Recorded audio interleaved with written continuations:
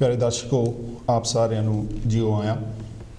जय इंसान, जय गुरुदेव, जय भीम। मैं ते बलवीर जी साडा जिहड़ा हफ्तावारी प्रोग्राम हैगा पते दी गल वो लैके एक बार फिर तुहाडे कोल आए हैं, हाज़री भरन आए हैं। जिहड़ा साडा अज दा विशा है वो कुछ खबरां बारे है। तकरीबन 3-4 साल की गल है, मैंने एक प्रोग्राम ते जाण दा मौका मिलिया। उत्थे एक व्यक्ति ने जो पाकिस्तान तो आए सी, उन्होंने बड़ी कमाल की गल कही। मैनू बाकी प्रोग्राम दे विच की होया वो तो बहुता याद नहीं, पर जिहड़ी उन्होंने गल कही वो मैनू अज तक याद है। उन्हों दा एक स्टेटमेंट सी, बयान सी, वो कहते यहाँ हम रहते हैं वहाँ के हम होते नहीं, यहाँ के हम हैं वहाँ हम रहते नहीं। सो उन्हों दा भाव ये सी कि जिथे दा साडा मुल्क आ, जिथे सानू रहना चाहिए उत्थे असीं रहिंदे नहीं, साडियां मजबूरियां वस जां होरना कारणा करके, और जिथे असीं रहिंदे आ उत्थे असीं कोई बहुता ध्यान नहीं दिंदे। हाँ जी। सो साडा अक्सर जो टीवी ते प्रोग्राम चलते, रेडियो ते प्रोग्राम चलते हैं, वो ज़्यादा हिंदुस्तान दीयां खबरां बारे, पंजाब जां पंजाब दीयां खबरां बारे ही साडा हमेशा चर्चा हुंदी आ। पर अज असीं थोड़ा जिहा ध्यान तुहाडा उन्हां खबरां वल दिवाउणा चाहुंदे आ जिहड़ियां इस मुल्क दे नाल संबंधित ने, जिन्हां दा साडी रोज़मर्रा जिंदगी ते बहुत असर पै सकदा जां पैंदा हैगा। सो असीं कोशिश करांगे कि कुछ इदां दीयां खबरां आउण वाले हफ्तिਆਂ ਦੇ ਵਿੱਚ भी तुहाडे दे नाल जिहड़ियां हैगीआं ਉਹ ਸਾਂਝੀਆਂ करिया करांगे, ਤਾਂ कि ये पता लग सके कि सानू इन्हां गल्लां ਵੱਲ भी ध्यान देना चाहिए, जिथे असीं अपने देश बारे, अपने स्टेट बारे, अपने सूबे बारे, अपने पिंड बारे फिक्रमंद आ, सानू इत्थे दीयां चीज़ां बारे भी फिक्रमंद होना चाहिए।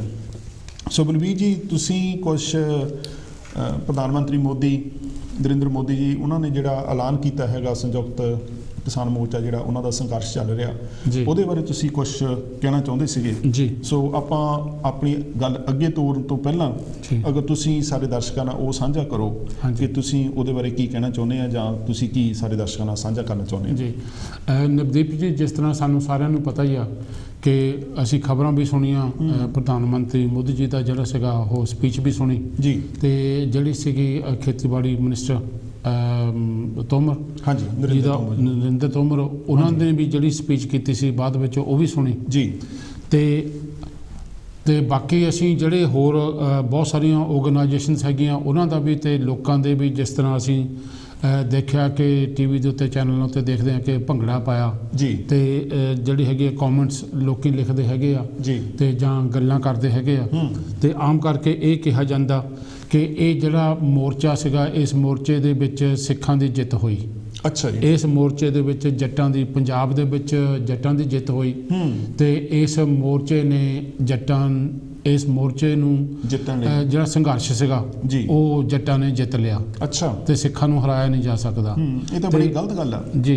ਤੇ ਇਸੇ ਤਰ੍ਹਾਂ ਜਿਹੜੇ ਆ ਹਰਿਆਣੇ ਦੇ ਜਾਟ ਹੈਗੇ ਆ ਜੀ, ਇਹ ਉਹਨਾਂ ਨੂੰ ਹਰਾਇਆ ਨਹੀਂ ਜਾ ਸਕਦਾ। ਅੱਛਾ ਜੀ। ਨਵਦੀਪ ਜੀ, ਇਹ ਜਿਹੜਾ ਕਿਸਾਨ ਸੰਘਰਸ਼ ਮੋਰਚਾ ਇਹ ਨਾ ਤਾਂ ਸਿੱਖਾਂ ਦਾ, ਨਾ ਹੀ ਇਹ ਜੱਟਾਂ ਦਾ, ਤੇ ਨਾ ਹੀ ਜਾਟਾਂ ਦਾ, ਤੇ ਨਾ ਇਹ ਹੋਰ ਕਿਸੇ ਧਰਮ ਦਾ, ਤੇ ਨਾ ਇਹ ਹੋਰ ਕਿਸੇ ਫਿਰਕੇ ਦਾ ਜੀ। ਤੇ ਇਹ ਜਿਹੜਾ ਮੋਰਚਾ ਸੀ ਇਹ ਸੰਯੁਕਤ ਕਿਸਾਨ ਮੋਰਚਾ ਸੀ, ਕਿਸਾਨਾਂ ਮਜ਼ਦੂਰਾਂ ਦਾ ਮੋਰਚਾ ਸੀ ਜੀ। ਇਹ ਸਾਰੇ ਕਿਸਾਨਾਂ ਮਜ਼ਦੂਰਾਂ ਦੀ, ਸਾਰੇ ਲੋਕਾਂ ਦੀ ਜਿੱਤ ਹੋਈ ਆ ਜੀ। ਇਸ ਮੋਰਚੇ ਦੇ ਵਿੱਚ ਜਿੱਦਾਂ ਸਾਨੂੰ ਸਾਰਿਆਂ ਨੂੰ ਪਤਾ ਹੀ ਆ ਕਿ ਹਰੇਕ ਵਰਗ ਦੇ ਲੋਕ, ਹਰੇਕ ਧਰਮ ਦੇ ਲੋਕ, ਹਰੇਕ ਜਾਤ ਦੇ ਲੋਕ ਜੀ। ਹੁਣ ਜਿਸ ਤਰ੍ਹਾਂ ਨਰਿੰਦਰ ਮੋਦੀ ਉਹਨਾਂ ਨੇ ਆਪਣਾ ਭਾਸ਼ਣ ਸ਼ੁਰੂ ਦੇ ਵਿੱਚ ਹੀ ਕਿਹਾ ਕਿ ਸ੍ਰੀ ਗੁਰੂ ਨਾਨਕ ਜੀ ਦੇਵ ਜੀ ਦੇ ਪ੍ਰਕਾਸ਼ ਗੁਰਪੁਰਬ ਦੇ ਉਤਸਵ ਦੇ ਉੱਤੇ ਉਹਨਾਂ ਨੇ ਇਹ ਐਲਾਨ ਕੀਤਾ। ਤਾਂ ਜੇ ਅਸੀਂ ਦੇਖੀਏ ਕਿ ਜਿਹੜਾ ਗੁਰਪੁਰਬ ਸੀ, ਜਦੋਂ ਇਹਨਾਂ ਨੇ ਇਹ ਜਿਹੜਾ ਕਾਨੂੰਨ ਲਾਗੂ ਕਰਨ ਦਾ ਐਲਾਨ ਕੀਤਾ ਸੀ, ਤਾਂ ਉਦੋਂ ਵੀ ਤਾਂ ਲੰਘ ਕੇ ਗਿਆ ਸੀ। ਬਿਲਕੁਲ ਬਿਲकुल। ਹਾਂਜੀ। ਤੇ ਹੋਰ ਕਿੰਨੇ ਸਾਰੇ ਗੁਰੂਆਂ ਦੇ ਜਿਹੜੇ ਗੁਰਪੁਰਬ ਸੀਗੇ ਉਹ ਲੰਘ ਗਏ। ਬਿਲਕੁਲ। ਤਾਂ ਇਹ ਜਿਹੜਾ ਪੱਤਾ ਖੇਲਣਾ ਚਾਹੁੰਦੇ ਆ, ਸਾਨੂੰ ਮੋਦੀ ਸਰਕਾਰ ਦੇ ਹੱਥਾਂ ਦੇ ਵਿੱਚ ਜਿਹੜਾ ਹੈਗਾ ਨਹੀਂ ਖਿਲਣਾ ਚਾਹੀਦਾ, ਨਹੀਂ ਫਸਣਾ ਚਾਹੀਦਾ। ਹਾਂਜੀ, ਸਾਨੂੰ ਇਸ ਗੱਲ ਤੋਂ ਸੁਚੇਤ ਰਹਿਣਾ ਚਾਹੀਦਾ ਕਿ ਉਹ ਧਰਮ ਦੇ ਨਾਂ ਦੇ ਉੱਤੇ, ਜਾਤਾਂ ਪਾਤਾਂ ਦੇ ਨਾਂ ਦੇ ਉੱਤੇ ਜੀ ਇਹ ਜਿਹੜਾ ਹੈਗਾ ਆ ਕਿਸਾਨਾਂ ਨੂੰ, ਮਜ਼ਦੂਰਾਂ ਨੂੰ ਵੰਡਣਾ ਚਾਹੁੰਦੇ ਆ, ਬਿਲਕੁਲ, ਤਾਂ ਕਿ ਅਸੀਂ ਏਕਾ ਨਾ ਕਰ ਸਕੀਏ। ਹਾਂਜੀ, ਤਾਂ ਇਸ ਕਰਕੇ ਅਸੀਂ ਇਹਨਾਂ ਗੱਲਾਂ ਤੋਂ ਸੁਚੇਤ ਰਹੀਏ ਤੇ ਇਸ ਤਰ੍ਹਾਂ ਦੀਆਂ ਗੱਲਾਂ ਨਾ ਕਰੀਏ। ਹਾਲੇ ਕੋਈ ਜਿਹੜਾ ਹੈਗਾ ਆ ਉਹ ਕਾਨੂੰਨ ਪਾਸ ਨਹੀਂ ਹੋਏ, ਹਾਂਜੀ, ਜਿਸ ਤਰ੍ਹਾਂ ਕਿ ਗੱਲਾਂ ਬਾਤਾਂ ਹੋ ਰਹੀਆਂ ਜੀ, ਕਿ ਤੁਮਰ ਹੁਣੀ ਕਿਹਾ ਸੀਗਾ ਕਿ ਇੱਕ ਕਮੇਟੀ ਬਣਾਈ ਜਾਵੇਗੀ, ਉਹਦੇ ਵਿੱਚ MSP ਦੇ ਜਿਹੜੇ ਹੋਰ ਮੁੱਦੇ ਹੈਗੇ ਆ ਉਹਦੇ ਬਾਰੇ ਗੱਲਾਂ ਬਾਤਾਂ ਹੋਣਗੀਆਂ ਤੇ ਫਿਰ ਉਸ ਕਮੇਟੀ ਦੇ ਵਿੱਚ ਜਿਹੜੇ ਦੋਵੇਂ ਸੰਸਦ ਵੀ ਹੋਣਗੇ ਜੀ, ਤਾਂ ਫਿਰ ਜਿਹੜਾ ਉਹਦੇ ਬਾਰੇ ਕੁਛ ਨਾ ਕੁਛ ਕੀਤਾ ਜਾਵੇਗਾ। ਬਿਲਕੁਲ। ਸੋ ਮੇਰੇ ਤਾਂ ਖਿਆਲ ਦੇ ਵਿੱਚ ਵੀ ਹਾਲੇ ਤੱਕ ਕਿਸੇ ਨੂੰ ਕੋਈ ਜਿਹੜਾ ਹੈਗਾ ਆ ਅਸੀਂ ਪਹਿਲਾਂ ਹੀ ਨਾ ਜਿਹੜੇ ਹੈਗੇ ਆ ਭੰਗੜੇ ਪਾਉਣੇ ਸ਼ੁਰੂ ਕਰ ਦਈਏ ਤੇ ਨਾਲੇ ਉੱਦਾਂ ਵੀ ਜਿਹੜੇ ਭੰਗੜੇ ਪਾਉਣੇ ਦੀ ਹੈਗੀ ਆ ਅਸੀਂ ਕੁਛ ਗਵਾਇਆ ਹੀ ਸੀਗਾ ਜੀ, ਤੇ ਉਹ ਜਿਹੜਾ ਅਸੀਂ ਗਾਉਣ ਜਾ ਰਹੇ ਸੀਗੇ ਹਾਲੇ ਤਾਂ ਸਾਨੂੰ ਉਹੀ ਮਿਲਿਆ ਜੀ, ਜਾਂ ਉਹ ਮਿਲੂਗਾ ਤੇ ਹੋਰ ਤਾਂ ਕੁਝ ਹਾਸਲ ਹੋਣਾ ਹੀ ਨਹੀਂ। ਬਿਲਕੁਲ। ਸੋ ਇਸ ਕਰਕੇ ਮੇਰਾ ਤਾਂ ਖਿਆਲ ਹੈਗਾ ਕਿ ਇਦਾਂ ਦੀ ਜਿਹੜੀਆਂ ਗੱਲਾਂ ਬਾਤਾਂ ਤੋਂ ਸਾਨੂੰ ਸੁਚੇਤ ਰਹਿਣਾ ਚਾਹੀਦਾ ਹੈ ਤੇ ਧਿਆਨ ਰੱਖਣਾ ਚਾਹੀਦਾ। ਬਿਲਕੁਲ ਬਲਵੀਰ ਜੀ, ਜਿਹੜਾ ਸ਼ਬਦ ਆਪਾਂ ਤੁਸੀਂ ਇੱਥੇ ਵਰਤਿਆ ਹੈਗਾ ਕਿ ਜਿੱਤ ਹੋਈ ਆ, ਹਾਂਜੀ, ਮੈਂ ਨਹੀਂ ਕਹਿੰਦਾ ਕਿ ਤੁਹਾਡਾ ਉਹ ਸ਼ਬਦ ਜਿਹੜਾ ਹੈਗਾ ਉਹ ਦਰੁਸਤ ਨਹੀਂ ਹੈਗਾ ਜੀ, ਪਰ ਇਹ ਸਾਡੇ ਧਿਆਨ 'ਚ ਜ਼ਰੂਰ ਰਹਿਣਾ ਚਾਹੀਦਾ ਕਿ ਸੰਯੁਕਤ ਮੋਰਚੇ ਨੇ ਹਾਲੇ ਤੱਕ ਸ਼ਬਦ ਜਿੱਤ ਦੀ ਜਿਹੜੀ ਹੈਗੀ ਆ ਉਹ ਵਰਤੋਂ ਨਹੀਂ ਕੀਤੀ। ਬਿਲਕੁਲ। ਉਹਦਾ ਵੱਡਾ ਕਾਰਨ ਇਹੀ ਹੈਗਾ ਕਿ ਇਹ ਸਿਰਫ ਇੱਕ ਐਲਾਨ ਕੀਤਾ ਗਿਆ ਹੈਗਾ ਦੇਸ਼ ਦੇ ਪ੍ਰਧਾਨ ਮੰਤਰੀ ਵੱਲੋਂ ਜੀ। ਕਾਨੂੰਨਾਂ ਨੂੰ ਰੱਦ ਕਰਨ ਦੇ ਲਈ ਪੂਰੀ ਪ੍ਰਕਿਰਿਆ ਹੁੰਦੀ ਆ, ਜਿਵੇਂ ਕਾਨੂੰਨ ਬਣਾਉਣਾ ਆ ਇਵੇਂ ਕਿਸੇ ਕਾਨੂੰਨ ਨੂੰ ਜੇ ਰੱਦ ਵੀ ਕਰਨਾ ਤਾਂ ਉਹਦੀ ਆਪਣੀ ਇੱਕ ਜਿਹੜੀ ਹੈਗੀ ਆ ਪ੍ਰਕਿਰਿਆ ਹੁੰਦੀ ਆ, ਉਹਦਾ ਆਪਣਾ ਇੱਕ ਅਰੇਂਜਮੈਂਟ ਹੁੰਦਾ ਜਿਹਦੇ ਤਹਿਤ ਉਹ ਕੀਤਾ ਜਾਂਦਾ। ਸੋ ਉਹਦੇ ਲਈ ਪਾਰਲੀਮੈਂਟ ਜਿਹੜੀ ਹੈਗੀ ਆ 29 ਤਰੀਕ ਨੂੰ ਜੁੜਨ ਜਾ ਰਹੀ ਆ ਤੇ ਉਹਦੇ ਵਿੱਚ ਉਹਨਾਂ ਨੇ ਇਹ ਕਿਹਾ ਕਿ ਅਸੀਂ ਇਸ ਬਿੱਲ ਨੂੰ ਰੱਦ ਕਰਨ ਦੇ ਲਈ ਜਿਹੜੀ ਹੈਗੀ ਆ ਉਹ ਜਿਹੜੀ ਕਾਰਵਾਈ ਆ ਉਹ ਸ਼ੁਰੂ ਕਰਾਂਗੇ ਜੀ। ਸੋ ਜਿੰਨਾ ਚਿਰ ਉਹ ਨਹੀਂ ਹੋ ਜਾਂਦੀ ਤਾਂ ਮੇਰਾ ਖਿਆਲ ਜਿਹੜੀਆਂ ਸਾਡੀਆਂ ਖੁਸ਼ੀਆਂ ਵੀ ਹੈਗੀਆਂ ਜਾਂ ਸਾਡਾ ਜਿਹੜਾ ਜਿੱਤ ਦੇ ਜਸ਼ਨ ਵੀ ਹੈਗੇ ਆ ਉਹ ਸਾਡੇ ਲਈ ਘਾਤਕ ਸਾਬਤ ਹੋ ਸਕਦੇ, ਉਹ ਘਾਤਕ ਵੀ ਸਾਬਤ ਹੋ ਸਕਦੇ ਆ ਔਰ ਸਾਨੂੰ ਥੋੜ੍ਹਾ ਜਿਹਾ ਸੰਭਲ ਕੇ ਚੱਲਣ ਦੀ ਜਿਹੜੀ ਹੈਗੀ ਆ ਉਹ ਜ਼ਰੂਰਤ ਹੈਗੀ ਆ। ਜਿਵੇਂ ਤੁਸੀਂ ਬੜੀ ਵਧੀਆ ਨੁਕਤਾ ਜਿਹੜਾ ਇੱਥੇ ਉਠਾਇਆ ਹੈਗਾ, ਤੁਸੀਂ ਦੱਸਿਆ ਕਿ ਅਸੀਂ ਕੁਝ ਹੋਰ ਅਚੀਵ ਨਹੀਂ ਕੀਤਾ, ਜੋ ਸਾਡੇ ਕੋਲ ਖੋਇਆ ਜਾ ਰਿਹਾ ਸੀ ਜੀ ਉਹੀ ਅਸੀਂ ਰੋਕਿਆ ਕਿ ਉਹ ਸਾਡੇ ਕੋਲੋਂ ਖੋਇਆ ਨਹੀਂ ਜਾਣਾ ਚਾਹੀਦਾ ਜੀ। ਔਰ ਦੂਸਰੀ ਗੱਲ ਜਿਹੜੀ ਤੁਸੀਂ ਬੜੀ ਮਹੱਤਵਪੂਰਨ ਇੱਥੇ ਸਾਂਝੀ ਕੀਤੀ ਹੈਗੀ ਆ, ਉਹ ਮੈਂ ਵੀ ਇਸ ਗੱਲ ਨੂੰ ਬੜੇ ਸ਼ਿੱਦਤ ਨਾਲ ਮਹਿਸੂਸ ਕਰਦਾ ਕਿ ਹੁਣ ਤੱਕ ਦੀ ਜਿਹੜੀ ਕਿਸਾਨ ਮਜ਼ਦੂਰ ਸੰਘਰਸ਼ ਕਮੇਟੀ ਆ ਜਾਂ ਜਿਹੜੀ ਉਹਨਾਂ ਦੀ ਸੰਯੁਕਤ ਮੋਰਚੇ ਦੀ ਕਮੇਟੀ ਹੈਗੀ ਆ, ਉਹਨਾਂ ਦਾ ਹੁਣ ਤੱਕ ਇਹੀ ਕੋਸ਼ਿਸ਼ ਰਹੀ ਆ ਔਰ ਇਸ ਗੱਲ ਤੇ ਜ਼ੋਰ ਰਿਹਾ ਕਿ ਇਹ ਜਿਹੜਾ ਸੰਘਰਸ਼ ਆ ਇਹ ਕਿਸੇ ਖਾਸ ਕਿੱਤੇ ਨਾਲ ਜੁੜਿਆ ਨਹੀਂ ਹੈਗਾ, ਇਹ ਕਿਸਾਨਾਂ ਦਾ ਵੀ ਆ, ਇਹ ਮਜ਼ਦੂਰਾਂ ਦਾ ਵੀ ਆ, ਇਹ ਛੋਟੇ ਦੁਕਾਨਦਾਰਾਂ ਦਾ ਵੀ ਆ, ਆਮ ਲੋਕਾਂ ਦਾ, ਇਹ ਆਮ ਲੋਕਾਂ ਦਾ ਸੰਘਰਸ਼ ਆ। ਇਹ ਜਿਹੜਾ ਬੰਦਾ ਰੇਹੜੀ ਲਾਉਂਦਾ ਉਹਦਾ ਵੀ ਆ, ਜਿਹੜਾ ਬੰਦਾ ਰਿਕਸ਼ਾ ਚਲਾਉਂਦਾ ਉਹਦਾ ਵੀ ਆ।